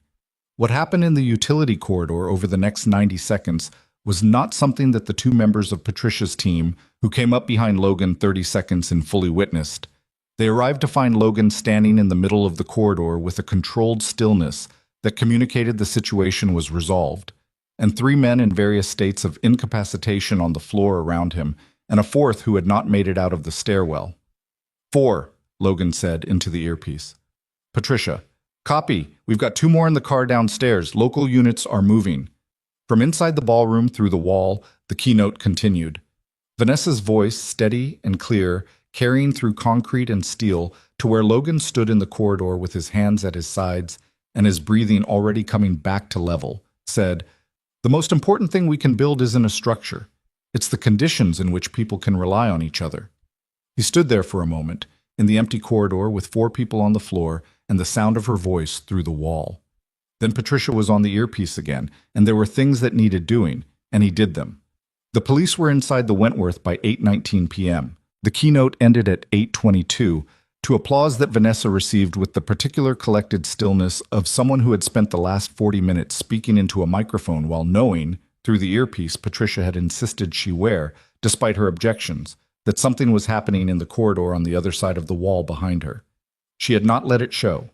She had delivered every sentence she'd prepared and 2 she hadn't, and when the applause came she nodded and stepped back from the podium and walked off stage into the wings where Patricia was waiting with the expression of someone who had run a very difficult hour and was still running it. "It's contained," Patricia said immediately, because she knew Vanessa well enough to know that was the first thing she needed to hear. "All 6 are in custody. No guests were aware. The ballroom is secure." Vanessa let out a breath that was quieter than it felt. "Logan?" "East corridor, he's fine." Patricia paused, and there was something in the pause that was almost, not admiration exactly, but the close cousin of it. 4 men in 90 seconds, Vanessa, in a hotel corridor alone before my team got there. Take me to him. The East corridor had the particular aftermath quality of a space where something had happened and been cleaned up just fast enough that the cleaning felt recent. 2 of Patricia's people standing at intervals, a scuff mark on the floor tile that hadn't been there before. The push bar on the utility door slightly out of alignment. Logan was standing near the far wall talking to a plainclothes detective, whose body language communicated the specific professional tension of a person recalibrating their assumptions about the situation they'd walked into. He looked up when Vanessa came around the corner. He looked, she noted, tired in a way that was different from his normal economy of expression. Not depleted, but carrying something, the way a person looks after they've done something that cost them more than the physical exertion of it. The detective glanced at her, recognized her, and stepped back half a step in the instinctive deference that Vanessa had spent years neither encouraging nor entirely discouraging because it was occasionally useful. "Ms. Langford," the detective said. "Detective Yara Osi, NYPD. We're going to need a full statement from Mr. Kane when you're done." "You'll have it," Vanessa said. "Give us a minute." The detective withdrew down the corridor with the practiced discretion of someone who had learned that billionaires and their complicated situations were above her pay grade in more ways than one. Vanessa looked at Logan. He looked back at her. The corridor was bright and slightly too cold, the way hotel service areas always were. The air carrying the faint industrial smell of cleaning supplies that had, she was aware, a particular resonance given the context. "Are you hurt?" she said. "No. That's not what your face says." He looked at her for a moment with something that might, on a different person, have been the beginning of a rueful expression. "I'm fine. Couple of bruises that'll show up tomorrow." He paused. "The ballroom, the guests. None of them know anything happened. Arthur is doing the drinks reception with the enthusiasm of a man whose entire professional worth is riding on it, which means he's managing it perfectly." Something in Logan's expression released a fraction. "Good." She crossed her arms in the way she had, not defensive, just the shape she took when she was holding herself steady. "The people downstairs," she said. "Do you know who sent them?" "Cole. Through Meridian Tactical. Patricia has the chain. It goes back 3 links before it gets clean." He looked at the scuff on the floor for a moment. "It also goes back to Briggs. One of the 4 up here was directly involved in the intelligence operation in 2021. I recognized him." Vanessa was very still. "You're sure?" "Yes." She understood what that meant, not just for the investigation, but for Logan, who had just come face to face, in a hotel corridor with a physical embodiment of the thing that had destroyed his career and rerouted his entire life. She didn't say anything about that directly because she didn't think he needed her to, and because she suspected that naming it out loud right now would do something to the composure he was maintaining that he didn't want done to it. "I wrote it down," he said. "What I remember from 2021. All of it." He met her eyes. "Names, dates, operational details I held back from the inquiry. If the right people have it now, with what you and Patricia have built on the Cole side, it's a complete picture." She held his gaze. "That's a significant thing to offer. It's the thing I should have done 3 years ago." He said it without self-pity, just the flat honesty of a person naming a fact they've finished arguing with. "I told myself I was protecting people. Some of that was true. Some of it was that fighting meant being visible, and being visible meant—" He stopped. "It meant people could see what I'd lost. And I wasn't ready for that." The corridor was quiet except for the muffled sounds of the building doing its hotel things. Elevator cables, ventilation, the deep structural hum of a place built to hold people. "I know something about not being ready for that," Vanessa said. He looked at her. Not the way most people looked at her. Not calculating the angle of the comment or managing their response to it. Just looked at her, the way you look at someone who has said something true. "Your husband," he said. 7 years and I'm still moving furniture around in that house trying to fill up the space." She said it lightly, but not dismissively. The lightness of someone who has learned to carry a heavy thing in a way that doesn't stop every conversation.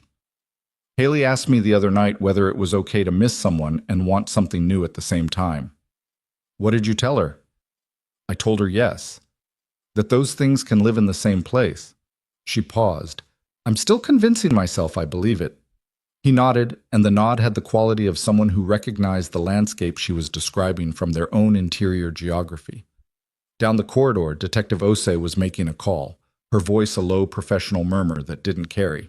Patricia appeared at the far end and caught Vanessa's eye with an expression that meant, when you're ready, there's a lot to do. Vanessa acknowledged it with a small nod and turned back to Logan. "The document you wrote," she said. "Who do you want to give it to?" Patricia knows a contact at the Inspector General's office, someone who wasn't connected to Briggs's contracts. He paused. If she can set up the right meeting, with someone who can move the inquiry formally, I'll give them everything. I'll make sure it happens. He looked at her for a moment with the level steadiness that she had, she realized, been cataloging for weeks. Not because it was unusual to encounter a person who didn't perform around her, but because she had forgotten what it felt like to be around one long enough to take it for granted. I need to go talk to the detective, he said. I know.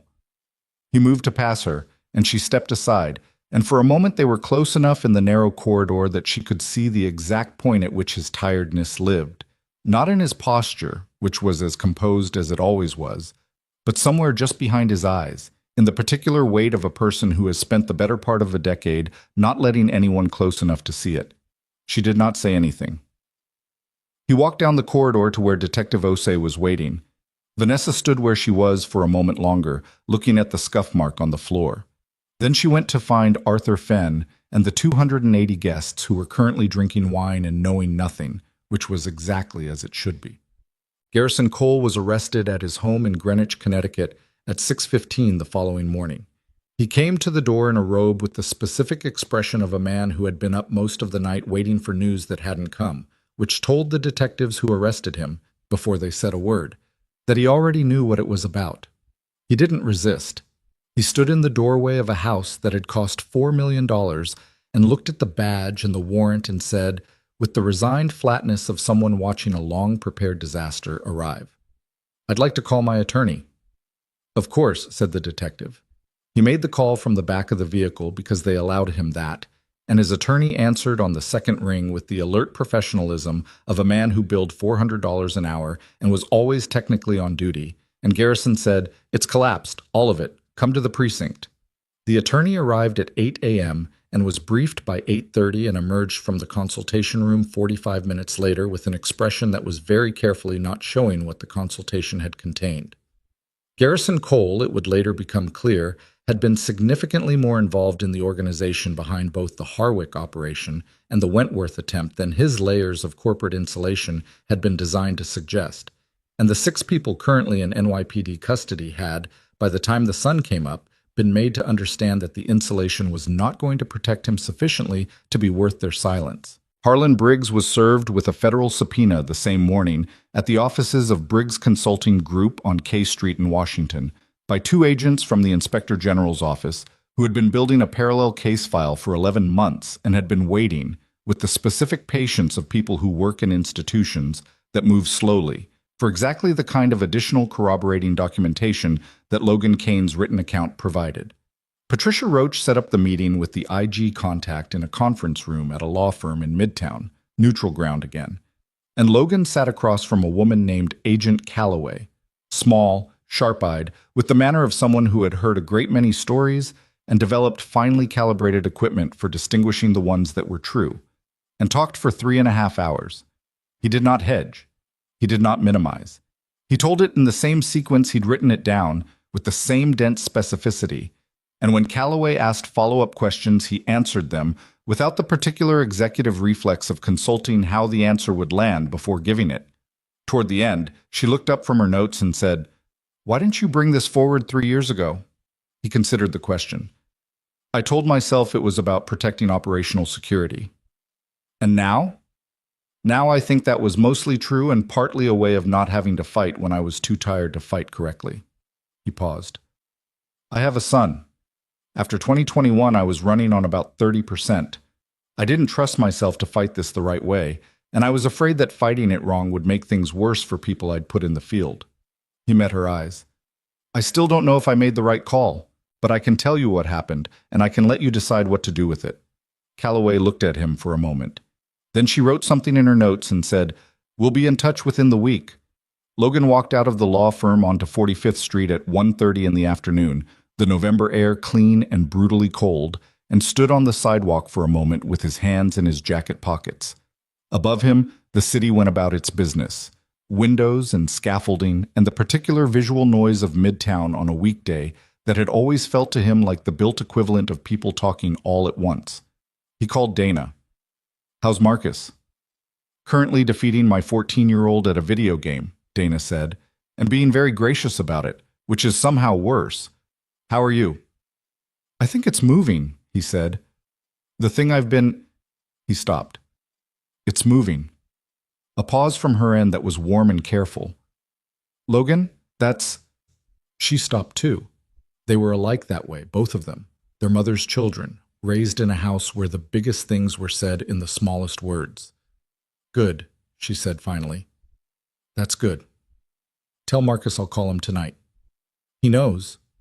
He told me to tell you to not worry, which is his way of saying he's worried. Logan almost smiled. Tell him I'm fine.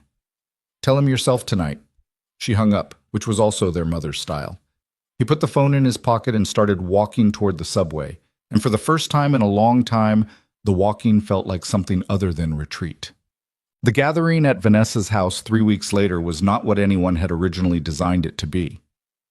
The original purpose, which had been announced quietly through Vanessa's communications team as a small private dinner to introduce close colleagues and friends to the person she'd chosen to step into her personal life, had been conceived before Harwick, before the suspension, before the Wentworth corridor, when the idea of Vanessa Langford publicly choosing someone had still been framed, at least in the media's imagination, as a romantic denouement to the gala story, the billionaire and her mystery janitor, the class contrast fairy tale that practically wrote itself.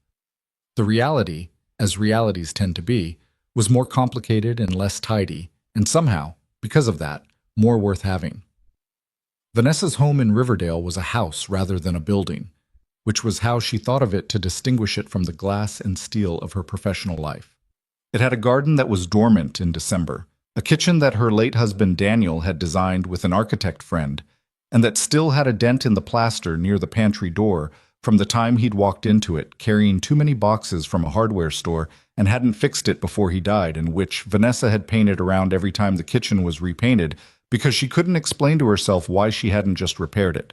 The house held 14 people comfortably. Tonight it held 12, which was close enough. Patricia was there with her husband, a quiet man named Robert, who made furniture in his garage on weekends, and had the easy social patience of someone who had married an extrovert and learned to enjoy the periphery. Diane was there, in a red sweater that was slightly louder than everything else in the room, which was consistent with her as a person. Arthur Fenn had been invited and had arrived with a bottle of wine he'd clearly researched, and the air of someone surprised to have been included, which had made Vanessa feel briefly guilty for the amount of grief she gave him professionally. Gerald, Logan's former supervisor, was there because Logan had asked if he could invite him, and Vanessa had said of course, and Gerald had shown up in his good jacket and seemed genuinely delighted and slightly overwhelmed by the entire situation. Dana was there from Raleigh, having arranged the trip with a decisiveness that suggested she'd been looking for the excuse. She was tall and angular in the way of Logan, and had walked into the house and looked at Vanessa and said, without preamble, "He talks about you more than he thinks he does," which was not something Vanessa had known how to respond to, but which had made Diane, standing nearby, press her lips together to contain something. Marcus and Hailey were in the living room. They had met for the first time 4 days earlier, in what Vanessa had privately dreaded as one of those encounters where too much depends on the outcome, and the dependence makes the outcome worse. What had actually happened was that Marcus had arrived with Logan, looked at Hailey with the assessing directness of an 8-year-old, and said, "Do you play Minecraft?"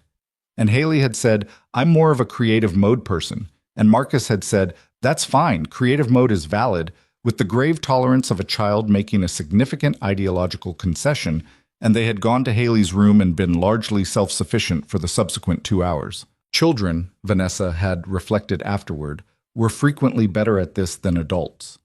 Tonight they were on the couch together, watching something on a tablet, Marcus with his feet tucked under him, and Hailey upright in the particular way she always sat when she was doing 2 things at once, watching the screen and listening to the room at the same time, which was a habit she'd inherited from her mother and which Vanessa occasionally felt guilty about. Logan was in the kitchen. He had arrived 40 minutes early, which Vanessa had learned was his version of being on time, and had somehow migrated to the kitchen in the way that certain people do, not taking over, just finding the place in a house where the most useful thing was happening and being useful in it. He was talking to Robert about something, the two of them leaning against the counter with the ease of men who have found an immediate language in common. And when Vanessa came in to check on the bread she'd left warming, Logan looked up and said, "Robert knows someone who can fix the dent in the pantry door," without any preamble that indicated he'd noticed it, registered it, and understood something about why it was still there. Vanessa looked at him. "If you want it fixed," he added, with the careful qualifier of someone who has learned that assumptions about what people want repaired are not always accurate. "Ask me again in the spring," she said.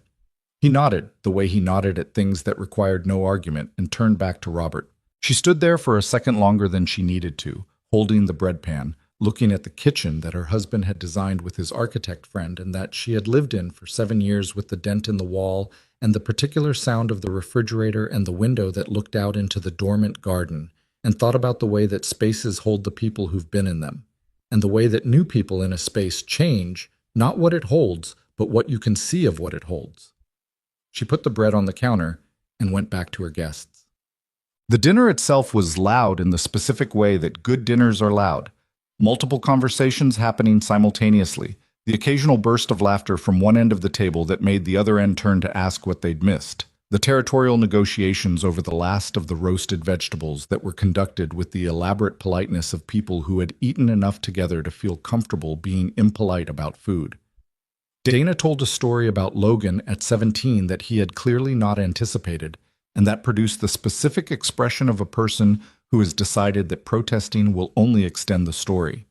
It involved a lawnmower, a neighbor's fence, and a level of denial that Dana described as, and this is a direct quote, historic. Marcus listened with the riveted attention of a child encountering parental mythology, and Hailey said, "Your dad made mistakes?" with genuine surprise, which Logan received with a look that was trying very hard not to be the most human expression anyone in the room had seen on his face. "Frequently," he said. Hailey seemed to find this deeply satisfying. Diane told a different kind of story, about Vanessa, 23 years old, standing in Diane's kitchen at 2 in the morning eating cereal because she couldn't afford the gas to drive home after working a double shift, and was too stubborn to say so until Diane had simply handed her the keys to the couch. Vanessa received this with the tolerant composure of someone who has made peace with being known, and Arthur Fenn looked at her across the table with the expression of a man gently revising a professional narrative he'd been working with for years. Gerald, who had been quiet for most of the dinner, in the way of a man processing a situation he was grateful to be included in but still assembling, said at one point, "I have to say, and I mean this, I always thought Logan was good people. I just thought he was very private good people." He paused. "Now I'm sitting in this house, and I feel like I didn't know the half of it." "You didn't," Dana said cheerfully. "Nobody did," Logan said, and it came out slightly drier than he'd probably intended, which made Dana laugh and Gerald nod with the philosophical acceptance of a man who has been a supervisor long enough to know that his direct reports contain multitudes he will never access. After dinner, the gathering arranged itself the way gatherings do. A smaller cluster in the living room, a couple of people standing in the kitchen with wine, the children absorbed in whatever collaborative project they'd constructed on the tablet. Vanessa found herself standing near the window with Patricia, who had a cup of coffee and the expression of someone who had been watching the room with professional attention and had arrived at conclusions that she was considering how much to share. "You should know," Patricia said, keeping her voice in the range of the two of them. "The IG contacted me this morning. The inquiry into Briggs has been formally reopened. Kane's testimony plus the Meridian documentation plus the thread we built from the Wentworth incident. It's enough to move on." She paused. "The DoD has also initiated a review of Kane's discharge classification. I was told, informally, not for attribution, that the review is a formality." Vanessa looked out the window at the garden. The dormant beds, the bare tree at the far corner, the light from the house spilling out into the cold in a yellow rectangle. "He doesn't know yet." "I thought you might want to tell him." She stayed with that for a moment. "Tonight?" Patricia looked across the room to where Logan was talking to Dana and Marcus simultaneously, his hand on the back of Marcus's chair in the absent-minded way of a parent who tracks where their kid is without meaning to make a show of it. "That's your call," she said. "But I'll say this. In my experience, People who have been carrying a thing for a long time sometimes need to hear that they can put it down while they're somewhere they feel safe enough to let themselves react. Vanessa looked at her. When did you become a therapist? I've been doing security for 22 years, Patricia said. You pick things up. She left Vanessa at the window and went to find her husband. Vanessa waited until the room had shifted, until Dana had taken Marcus to call the kids back in Raleigh, until Hailey was showing Diane something on her tablet, until the conversation density dropped enough that she could cross to where Logan was standing with Gerald at the edge of the kitchen, the two of them holding coffee cups in the companionable silence of men who had run out of things they needed to say and had arrived at the comfortable territory on the other side. Gerald took one look at Vanessa and said, with the instinct of a man who had navigated many such moments, I'm going to go check on the dessert situation, and moved away with the dignified efficiency of someone conducting a tactical withdrawal. Logan looked at her. She leaned against the counter beside him, not facing him, both of them looking out into the living room, which was a slightly easier configuration for what she needed to say. Patricia got word from the IG today. They've reopened the Briggs inquiry. He was quiet. And the DOD is reviewing your discharge. She said the review is a formality. She paused. That means what I think it means. He was still quiet. She glanced at him sidelong and found him looking at the middle distance with an expression she hadn't seen on him before. Not the level steadiness, not the careful composure, but something underneath those things, in the place where they'd come from. He looked like a person who had been standing very straight for a very long time and had just felt the ground under them change character. You okay? She said. He breathed out slowly. I'll get there. That's not the same as okay. No, he agreed. It's not. They stood there for a moment, and from the living room came the sound of Hailey and Marcus arguing pleasantly about something on the tablet, and Dana laughing at a story Robert was telling, and Diane asking Arthur something about the company that Arthur was clearly thrilled to be asked. My daughter likes your son, Vanessa said. My son likes your daughter. He told me she has good taste in games, which is a significant endorsement. She told me he was pretty reasonable for a boy. High bar. From Hailey, extremely high. He almost smiled. It was the same almost smile she'd been cataloging since the laundromat story, the one that lived at the corner of his mouth and required more than professional effort to produce. She'd come to think of it as a kind of indicator, the way a gauge tells you something about what's running underneath. Logan. She turned to look at him directly, and he turned to look at her, and the kitchen was warm and slightly too bright and smelled like roasted garlic and bread and the coffee they were both holding. The last few weeks have been... She stopped, tried again. I'm not good at this part. I run a company with 900 employees and I can give a 40-minute keynote without notes, but I am historically terrible at saying the obvious thing when it needs to be said. He waited. He was very good at waiting. I'm glad you were in my building, she said. I'm glad you were there on the 5th floor at Harwick. I'm glad you were in that corridor at the Wentworth. She paused. And I'm glad you're here tonight. Not because of any of those other things, just here. The kitchen was quiet. From the living room, the sound of people who were, at this specific moment, comfortable in the same space together. I'm glad too, he said. And it had the texture of a person who had said few enough of those words in the past several years that they still meant something specific when they came out. It was not a resolution. It was not a clean ending or a tidy beginning. It was two people in a kitchen, each of them carrying the particular architecture of what their lives had made them, each of them aware that what was in front of them would be more difficult and more ordinary and more worth it than anything the previous weeks had contained. Hailey appeared in the kitchen doorway. She looked at the two of them with the specific assessment of a 10-year-old who has been quietly tracking a situation for longer than the adults involved have been aware. Can we have dessert? She said. Ask your grandmother, Vanessa said, which was what she called Diane when Diane was in the house, a habit they'd both long since stopped explaining. Hailey looked at Logan. Marcus says you make really good brownies. Logan looked at her. Sometimes. Could you make them next time? He seemed to turn this over briefly, with the seriousness that a person applies when a child is asking something that has more layers to it than the surface question. Yeah, he said, I could do that. Hailey nodded, satisfied, and disappeared back into the living room in the decisive way of someone who has gathered all the information she needed and is done with the meeting. Vanessa looked at Logan. Logan looked at the doorway where Hailey had been. She doesn't ask everyone to make brownies, Vanessa said. I figured, he said.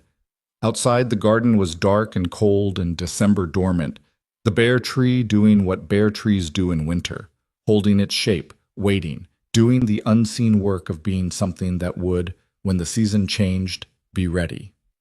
The formal clearing of Logan Kane's military record was processed 43 days later, on a Tuesday morning, in a document that arrived as a certified letter to his apartment in Woodside, and that he opened at the kitchen table before Marcus was awake. It was 12 pages of official language surrounding a single, irreducible fact. The inquiry of 2021 had been reviewed and found to have been initiated on the basis of fabricated intelligence, and the administrative separation of Major Logan Kane had been effected in error. His record would be corrected. His rank, his commendations, and his service classification were restored. He read it twice. Then he folded it carefully along its original creases and put it back in the envelope and sat at the table in the early morning quiet of the apartment. The radiator, the street sounds beginning below, the smell of the building waking up, and looked at Marcus's drawing on the wall. Dad and me. He sat with it for a long time. When Marcus came out in his pajamas, hair going in several directions, looking for cereal with the focused single-mindedness of a person who has not yet fully entered consciousness, Logan said, "Come here a second, bud." Marcus turned from the cabinet, looked at his father, came to the table without asking why, the way he'd learned to read the difference between the kinds of things his father needed to say. Logan put his hand on the back of the boy's head, the way he had that night at the dinner table, the absent-minded gesture that wasn't actually absent-minded at all. "Everything okay?" Marcus said. "Yeah," Logan said. "Everything's okay."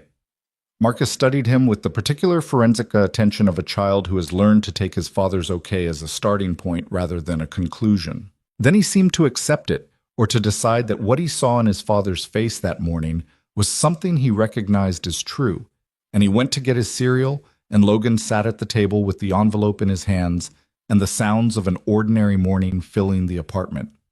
Later that morning, he called Vanessa. She picked up on the second ring. He could hear in the background the compressed sound of her office. Keyboards, a distant conversation, the particular ambient frequency of a floor where things were always in motion. "I got a letter this morning," he said. A pause on her end. Then quietly, "Tell me." He told her. And while he talked, he heard the background sounds diminish, a door closing, probably. And then there was just her voice on the line and his, and the clear December morning outside the window of the Woodside apartment where a man who had spent 3 years trying to be invisible finally understood that the thing he'd been afraid of, being seen, was not the thing he'd needed to fear. What he'd needed to fear was the habit of making himself small enough that the people who might have seen him never got the chance. He was done with that now. The call that morning, Logan's voice on the line, measured and quiet the way it always was, telling her about the letter, did something to Vanessa that she hadn't fully anticipated. She'd known it was coming. Patricia had told her the timeline, and Vanessa had tracked it the way she tracked things that mattered, checking in with her IG contact twice a week with the particular disciplined restraint of a person who wants very badly to push and has decided not to. She'd known it was coming, and she'd thought she was prepared for it. She wasn't prepared for the sound of his voice telling her. She closed her office door and sat on the edge of her desk and listened to him read sections of the letter. In the flat, careful way of someone reading something official. They're still deciding is real, and she thought about a man who had carried the weight of a false record for 3 years while mopping marble floors in buildings full of people who never looked at him.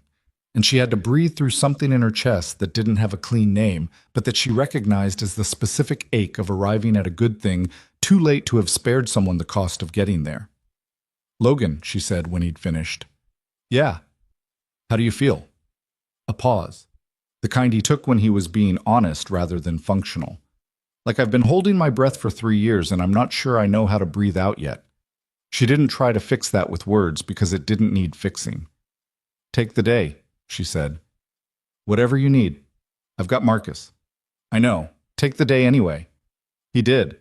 And she went back to her desk and her calendar and her 900 employees and the afternoon's board prep materials, and she worked with the focused efficiency that had always been her primary coping mechanism, and she was 3 pages into the Q1 projections when she put the projections down and looked at the window and understood, with the clarity that sometimes arrives uninvited in the middle of ordinary work, that she was happy. Not the managed contentment of a life running correctly.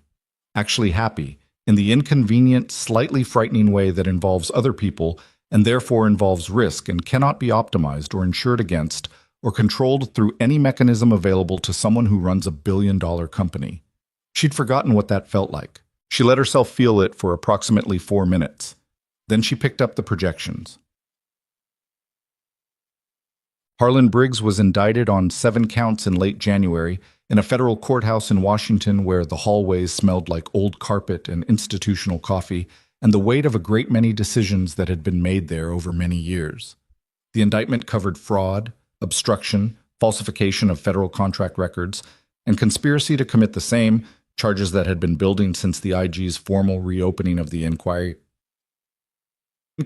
and that had accumulated in the months since Logan's testimony, with the slow inevitability of something that has always been structurally true and has simply been waiting for the right pressure to make it visible.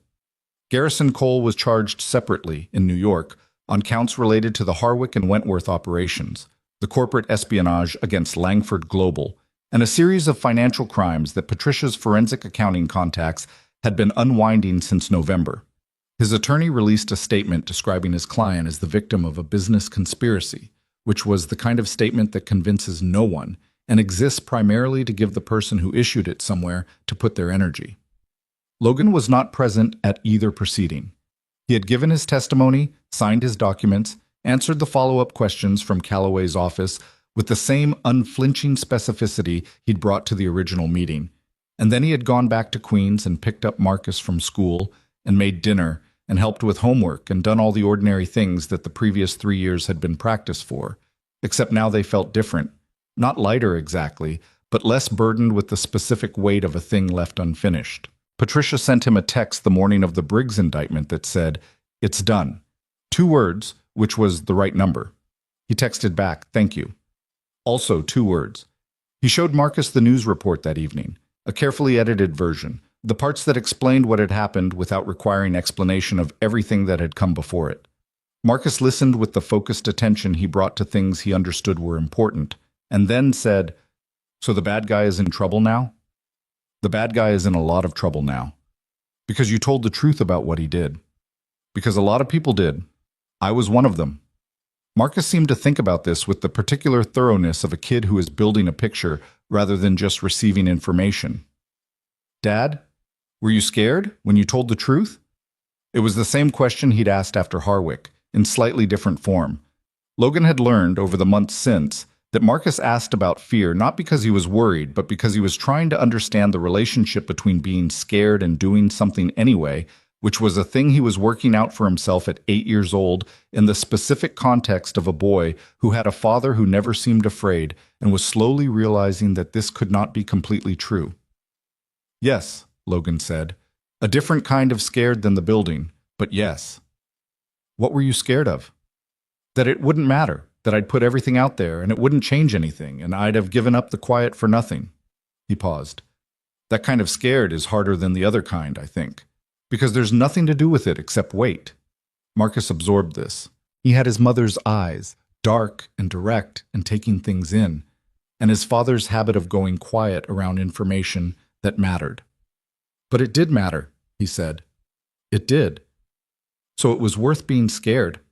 Logan looked at his son across the kitchen table, the homework spread between them, the rice on the stove, the radiator performing its nightly grievance, and thought about all the things he wanted to say and all the ways that saying them wrong would diminish them.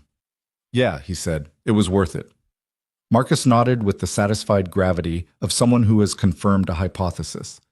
Then he went back to his math worksheet, and Logan went to stir the rice, and the evening continued the way evenings do, in the small, unremarkable increments that make up most of a life, and that only become visible as significant when you've spent time living a version of them that felt like waiting for the real thing to start. The public reaction to the full story, which emerged in pieces across January and February as the legal proceedings generated disclosure and the disclosure generated coverage, was not simple, because nothing that involves real people and real institutions ever is. The early wave was what Arthur Fenn had predicted and dreaded, a media appetite for the romantic geometry of it. Janitor who saved Billionaire twice vindicated as decorated war hero. That was the cleanest version. There were less clean versions that were more interested in Vanessa's personal life than in Logan's record, and versions that focused on Harlan Briggs with the breathless energy of people who enjoy watching powerful men fall, and versions that managed to make the whole thing about the real estate market implications of the Southbridge development site, which was impressive in its own way. Vanessa's communications team managed the coverage with the exhausted professionalism of people who had been managing things since October and were running on institutional momentum. Arthur Fenn aged another perceptible amount. Logan did not give interviews, which was his right, and which the more aggressive outlets treated as a story in itself until newer stories arrived to displace it. What actually happened, underneath the coverage in the texture of the days, was less dramatic and more durable. Logan accepted a position with Langford Global in early February, Director of Security and Emergency Preparedness, a role that Patricia had spent 3 weeks designing in consultation with him to ensure it was a real job and not a gesture. He started on a Monday, which was deliberately ordinary. He moved through the building on his first day with the ease of someone who had already mapped every corridor and utility access and stairwell configuration, which he had, in a different context, and which gave the work an immediate practical foundation. His team was small and carefully selected and treated him, after the first week, with the specific professional respect of people who have worked with someone and decided they've earned it rather than just been assigned it. He did not move to a different apartment immediately. Marcus had friends at PS 153 and had been through enough transition for 1 year, and the Radiator's nightly performance had become, in its way, a form of familiarity. They stayed in Woodside through the spring and into the summer, and Vanessa drove out on Thursdays for dinner when her schedule allowed, which it did more often as the weeks went on because she started treating Thursday evenings as a non-negotiable in the way she'd previously only treated board meetings. Mrs. Okafor, who charged $20 an evening and sent children home with containers of jollof rice, had formed an opinion about these developments that she shared with Logan one morning in the hallway outside their apartment doors. "That woman looks at you like she's trying to figure out what she did to deserve you." She paused. "I think that's a good sign." "I appreciate the input," Logan said. "I'm going to keep providing it," she said pleasantly, and went back inside. The Cain Langford Foundation was Hailey's idea. Not the name, that came later, but the idea itself. She had been sitting at the kitchen table in Vanessa's house in Riverdale one Saturday in March, doing homework, while the adults talked in the way that adults talk when they think children are absorbed in other things, which is to say loudly enough that a child paying attention could follow most of it. The conversation was about the money. The civil suit Langford Global had filed against Garrison Cole, and his holding entities had produced a settlement, substantial, and structured in a way that involved a significant fund designated for charitable use, which Vanessa's legal team had insisted on, and Cole's team had accepted because the alternative was a courtroom. Vanessa and Logan were discussing, with the circular, inconclusive energy of two people who agree on the destination but haven't agreed on the route, what the fund should be used for. Hailey looked up from her homework. "Veterans?" she said. They both looked at her. "And people who get in trouble for things they didn't do," she continued, with the clarity of someone who has been thinking about this for longer than the current conversation. "And parents who are doing it by themselves." She looked at Logan. "Like you were." The kitchen was quiet for a moment. "Yeah," Logan said after a beat. "Those would be the right people." Vanessa looked at her daughter. This child who had stood at a microphone 6 months earlier and asked a question that had felt, in the moment, like an embarrassment to be managed, and that had turned out to be the most clarifying thing said in that ballroom all year. Where did that come from? Hailey shrugged with the particular studied casualness of a 10-year-old who doesn't want to be seen being earnest.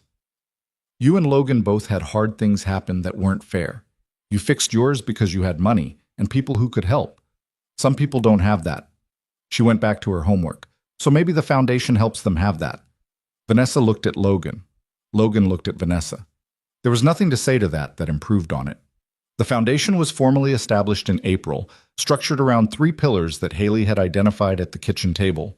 career and legal support for veterans navigating wrongful discharge or service-related legal complications, emergency financial assistance and counseling for single parents in crisis, and a scholarship program for children of wounded or fallen service members.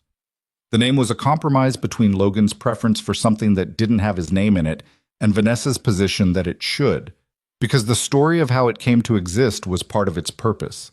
They launched with a press event that Logan found excruciating, and Vanessa managed with the fluency of someone who has been managing public attention for 15 years, and that Hailey attended in a blue dress. A different blue than the one from the October gala, though the color was close enough that Diane noticed and said nothing, because some things are for the people in them. In the first 8 months, the foundation received 412 applications. It could initially fund 63. Vanessa personally called 3 additional donors before the 3rd month was out, which was not in the operational plan, but was consistent with her as a person. They got married in September. Not the September immediately following all of this, the one after, which gave them a year that was not dramatic. A year of dinners and school pickups and Hailey's school play, in which Marcus, who attended at Logan's invitation and sat between Logan and Vanessa in the 3rd row, whispered commentary throughout with the confidence of a person who had strong artistic opinions and a neighbor willing to listen. A year of Logan learning the geography of Vanessa's grief, not mapping it, not trying to fix the coordinates of it, but understanding where it lived and how to be present in the same room with it without making it a project. A year of Vanessa learning that Logan's version of emotional expression was not absence but compression, that when he went quiet, something was happening in the quiet that was worth waiting for, and that the waiting was not the same as being left. There were hard months in that year. There was a night in February when Vanessa came home from a board meeting that had gone wrong in a specific way that made her feel like everything she'd built was more precarious than she'd admitted, and she sat on the kitchen floor, not dramatically, just because the kitchen floor was where she ended up. And Logan sat down on the floor next to her and didn't say anything for a while, and then said, "What do you need right now?" And she said, "I don't know." And he said, "Okay," and stayed on the floor. That was the moment she understood that she was going to marry him. Not because he had saved her life twice, not because he was exceptional in the ways that the newspapers had described when they'd run out of ways to describe the more obvious things, but because he had sat on a kitchen floor at 10:30 p.m. and asked what she needed and accepted. "I don't know" as a complete answer and stayed anyway. There was a night in May when Logan woke up at 2 a.m. from a dream he didn't describe and sat at the kitchen table in the Woodside apartment with a glass of water and his hands flat on the table. And Marcus appeared in the doorway in his pajamas, the 2 small ones that Logan kept forgetting to replace, and looked at his father for a moment and then went to get his own glass of water and sat across the table. And they sat there together in the dark kitchen without talking, and eventually Marcus said, "You know you can tell me stuff, right? I'm almost 9. And Logan looked at his son and said, "I know." "You don't have to tell me everything," Marcus said. "Just so you know you have stuff." Logan sat with that. "Yeah," he said, "I have stuff." "Okay," Marcus said. He drank his water. "You're still the best dad I know." "I'm the only dad you know." "That's not true. I know Tyler's dad." "Fair." "You're still better." Logan looked at his son across the kitchen table at 2 a.m. in their apartment in Woodside, the city quietly running outside, the radiator cooling down from its evening performance, the bare bulb above them throwing the particular yellow light of a room that has been lived in by people who are not interested in ambience. "Go back to bed, bud." "Going," Marcus said, and took his water glass and went. The wedding was at a lakeside property in Connecticut that belonged to a friend of Vanessa's from her 20s, a woman named Carol, who had inherited the place from her grandmother and maintained it with the pragmatic affection of someone who understands that old things require effort, but are worth it. The house sat back from the water behind a sloping lawn, and the ceremony was on the dock, which was structurally sound, but looked like it had opinions about being asked to hold 12 people, and which held 12 people without complaint. 12 people. Not a guest list, a group. Diane was there in something burgundy that she'd clearly put thought into. Patricia and Robert, Dana and her husband, and their teenagers, who were at the age where they alternated between genuine warmth and performed indifference and landed, for this occasion, on warmth. Gerald, who had driven from New Jersey and arrived early and stood at the edge of the dock with a look of satisfaction that was the most uncomplicated expression Vanessa had seen on anyone all day. Arthur Fenn, who had been invited late and almost hadn't come and then had, and who stood in the back with the particular stillness of a man who is privately moved by something and has decided to be a professional about it. And Hailey and Marcus, who stood beside their parents during the ceremony with the focused seriousness of children who have been told this is important and have decided to take the instruction at full value. Hailey held Vanessa's hand. Marcus stood next to Logan with his hands in his pockets and his good shoes on, the ones he'd complained about in the car because they pinched, and that he was wearing without complaint because some things were worth the pinch. The person conducting the ceremony was a friend of Carol's, a retired family court judge named Harriet, who had the practical warmth of someone who had seen many versions of people trying to build things together and had developed genuine, unsentimental appreciation for the attempt. She didn't give a speech. She asked them to say what they wanted to say to each other, and they did, and what they said was not what either of them had planned to say, but was, because of that, more true. Vanessa went first. She looked at Logan across the dock with the September light on the water behind him and said, "I spent a long time building things that were meant to prove something. I'm done proving things. I just want to build something that's real." She paused. "You're the most real person I've met in a very long time, and I want—" She stopped. Started again, slightly off script from whatever she'd rehearsed. "I want to be the kind of person who deserves to stand next to you. I'm going to keep working on that." Logan was quiet for a moment. He was not, she knew, someone for whom public declaration was natural. It cost him something, and the cost was visible in the way he held himself, slightly more deliberate than usual, the composure doing more work than it normally needed to do. "I didn't think I was going to get here," he said. "Not this specifically, just somewhere I was allowed to take up space again." He looked at her. "You didn't offer me that. You just acted like it was already true. And after a while I started believing it." He paused. "I'm going to try to do the same thing for you, every day, because you've been doing it for longer than you think." Harriet said the things a judge says, and they said the things people say in those moments, and then it was done. Hailey, still holding her mother's hand, looked up at Logan with the direct assessment she'd been directing at him since the first time they'd properly met, and said, "Are you staying?" Logan crouched down so they were at the same level. It was what Vanessa had done on the stage at the gala 10 months earlier, and the echo of it moved through the dock and the 12 people on it in a way that most of them felt without naming. "Yes," he said. Hailey looked at him for another moment, the specific forensic look of a child who has learned to verify rather than assume. Then she nodded, with the gravity of someone concluding a long-running inquiry. "Okay," she said. Marcus, who had been standing slightly to the side with his hands still in his pockets and the pinching shoes on, said, "Does this mean we're moving to the house in Riverdale?" "We're going to figure that out," Vanessa said. "Because my school is in Woodside," Marcus said. "I know where your school is, Marcus." "I'm just saying." "We know," Logan said. "We'll figure it out." Marcus seemed to find this acceptable, which was the most that could be asked from a 9-year-old being told that a significant variable in his life was to be determined.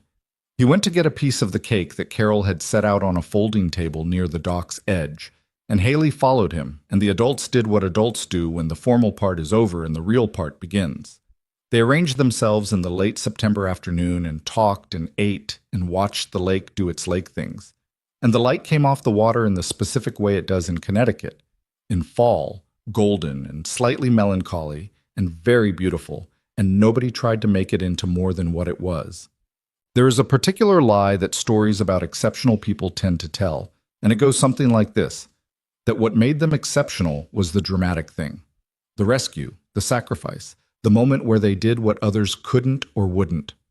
The story gets built around that moment, and the moment becomes the person, and the person becomes a symbol, and somewhere in that process, the actual human being, complicated, inconsistent, doing their best with what they have on days that contain no drama whatsoever, gets flattened into something that serves the story more than the truth.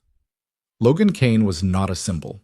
He was a man who had been good at something dangerous and had lost the career it gave him through no fault of his character, and who had then spent 3 years being quietly good at something undramatic while raising his son and paying his rent and eating leftover rice cold at a kitchen counter because he was tired and couldn't be bothered to heat it.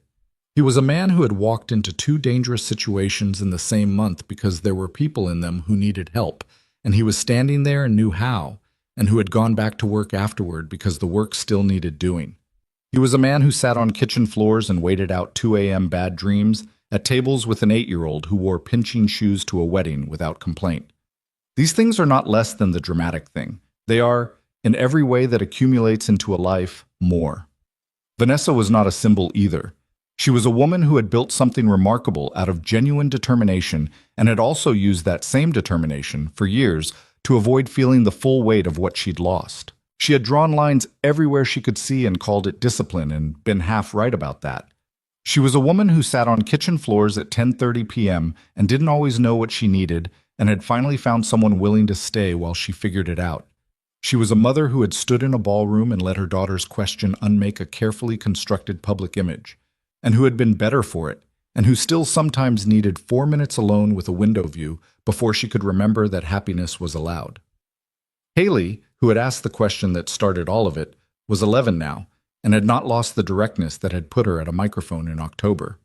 If anything, a year of watching her mother move towards something real had given her a more specific language for what she'd been asking for, which was not a father figure or a family structure or any of the things the coverage had reduced her question to.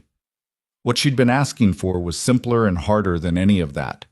She'd been asking whether the people she loved were going to be okay, whether okay was possible, whether the things that had been lost could make room for something that wasn't a replacement but was its own true thing. The answer had turned out to be yes, but not in the way anyone had planned, and through a route that nobody would have predicted, and at a cost that was real and couldn't be retroactively eliminated by the good outcome. That's how most true answers arrive. Marcus grew 3 inches between October and the following September, and took a sudden intense interest in cooking that Logan traced back to a Saturday afternoon at the Riverdale house, when Vanessa's friend Diane had let him help make soup from scratch, and hadn't treated him like a child who needed supervision so much as a person who needed instruction. He made soup for Logan the following Sunday, chicken and rice, slightly oversalted, genuinely good, and Logan ate the whole bowl and asked for the recipe, which Marcus provided from memory with the pride of someone who has learned that making something good for someone else is one of the more reliable routes to feeling like yourself. The foundation, by its second year, had assisted 219 people across its 3 pillars. Logan hired a director of programs, a woman named Sylvia, who had come from veterans advocacy work, and who ran the operation with the specific combination of efficiency and real human investment that is rare and therefore worth paying for. Vanessa chaired the board.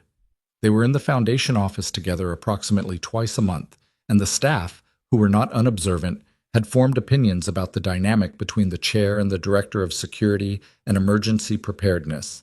And these opinions were never stated directly because the staff were professional, but were clearly visible in the particular kind of polite neutrality people deploy when they are studiously not noticing something. Gerald came to the Foundation's first annual reception and stood in the corner with a glass of sparkling water and looked at Logan in a director's name badge talking to a state senator about veteran employment programs, and then looked at the floor that had been recently cleaned by someone who was not Logan Kane and would never be as good at it, and had the expression of a man experiencing several emotions simultaneously that he didn't have the vocabulary for but felt deeply. He found Vanessa near the end of the evening. "I just want to say," he started and stopped, because the sentence had more in it than he'd prepared for. Vanessa waited. "He's good people," Gerald said finally. "I always knew he was good people. He stopped again. "I'm glad somebody else knows it now." "Lots of people know it now," Vanessa said. "Yeah, but..." He looked across the room to where Logan was still talking to the senator, Marcus beside him in a good jacket, listening with the focused attention of a child who is going to remember this conversation. "There's a difference between the public knowing it and the right people knowing it. You know what I mean?" She did know what he meant. She looked at Logan across the room, at the way he stood, the way he listened, the way his hand moved to Marcus's shoulder without interruption to the conversation, the casual habit of it, the ease. And she thought about an October evening in a ballroom when this man had been anonymous in a basement and she had been performing herself on a stage, and neither of them had been fully who they were, or maybe they had been, And what had changed was only that they'd found each other in the space between the performance and the real thing. She thought about all the ways it could have not happened. The versions of November in which Logan had walked out of the building and simply disappeared, gone somewhere quieter, made himself smaller, let the suspension stand, and moved on. The versions in which Vanessa had processed the Harwick incident as a security matter and moved forward with one of the 11 men who were already positioned and legible and available. The extremely plausible version of events in which a woman with a company to run and a grief to manage and a very good set of reasons to keep her lines where they were had simply kept her lines where they were. The gap between what happened and what might have was thin and contingent and had nothing romantic about it. It was just the ordinary precariousness of lives moving alongside other lives, the near-miss quality of all real connections, the fact that people find each other not because the universe arranged it, but because they were in the same corridor at the same moment, and one of them didn't look away. She was glad they hadn't looked away. Gerald went to find more sparkling water, and Vanessa crossed the room, and Logan saw her coming and shifted slightly to make space beside him without breaking the conversation. The way you do with someone whose presence you've learned to expect, which is not a small thing. To be expected, to be made room for, to arrive in a space and find that space already adjusted. She stood beside him. Marcus leaned slightly against her arm, which he did sometimes now, in the comfortable, unconscious way of a kid who has decided you're part of the furniture of his life in the best possible sense. The senator was asking about the foundation's expansion plans. Logan answered. Vanessa listened. The room held its reception noise around them. Glasses, conversations, the particular warmth of a gathered group of people who have come, because something real is happening, and they want to be near it. Outside, the city ran its evening shift, taxis and buses, and the anonymous industry of several million people going about their lives in the vast collective project of being alive in a place that asks a great deal of you and gives back, if you stay long enough and pay attention, more than you came looking for. Neither Logan Kane nor Vanessa Langford had found each other because they were looking. That was the part that mattered most. Not the drama of it, not the rescue, or the revelation, or the legal vindication, but the accident of it. The fact that being present, being awake to the actual life in front of you, rather than the idea of the life you thought you should be building, turns out to be the only real strategy. Everything else is just what happens on the way. Marcus, 11 months into wearing the pinching shoes to occasions that called for them, leaned over and said quietly to Vanessa, "Can we get food after this? I'm starving." "Yes," she said. "We can get food after this." "Can Logan pick? He always picks the good places." Logan, who had heard this, looked at his son with the expression that lived at the corner of his mouth. "I'll pick," he said. "Good," Marcus said, satisfied, and went back to listening to the senator. And that was that. The story continued the way stories do when they've resolved into lives, not with conclusions, but with the next ordinary thing, and the one after that, and the accumulation of those things into something that doesn't have a name more dramatic than, this is who we are now, and it's enough, and some days it's more than enough, and on the days when it isn't, we stay anyway. That, in the end, was the whole of it.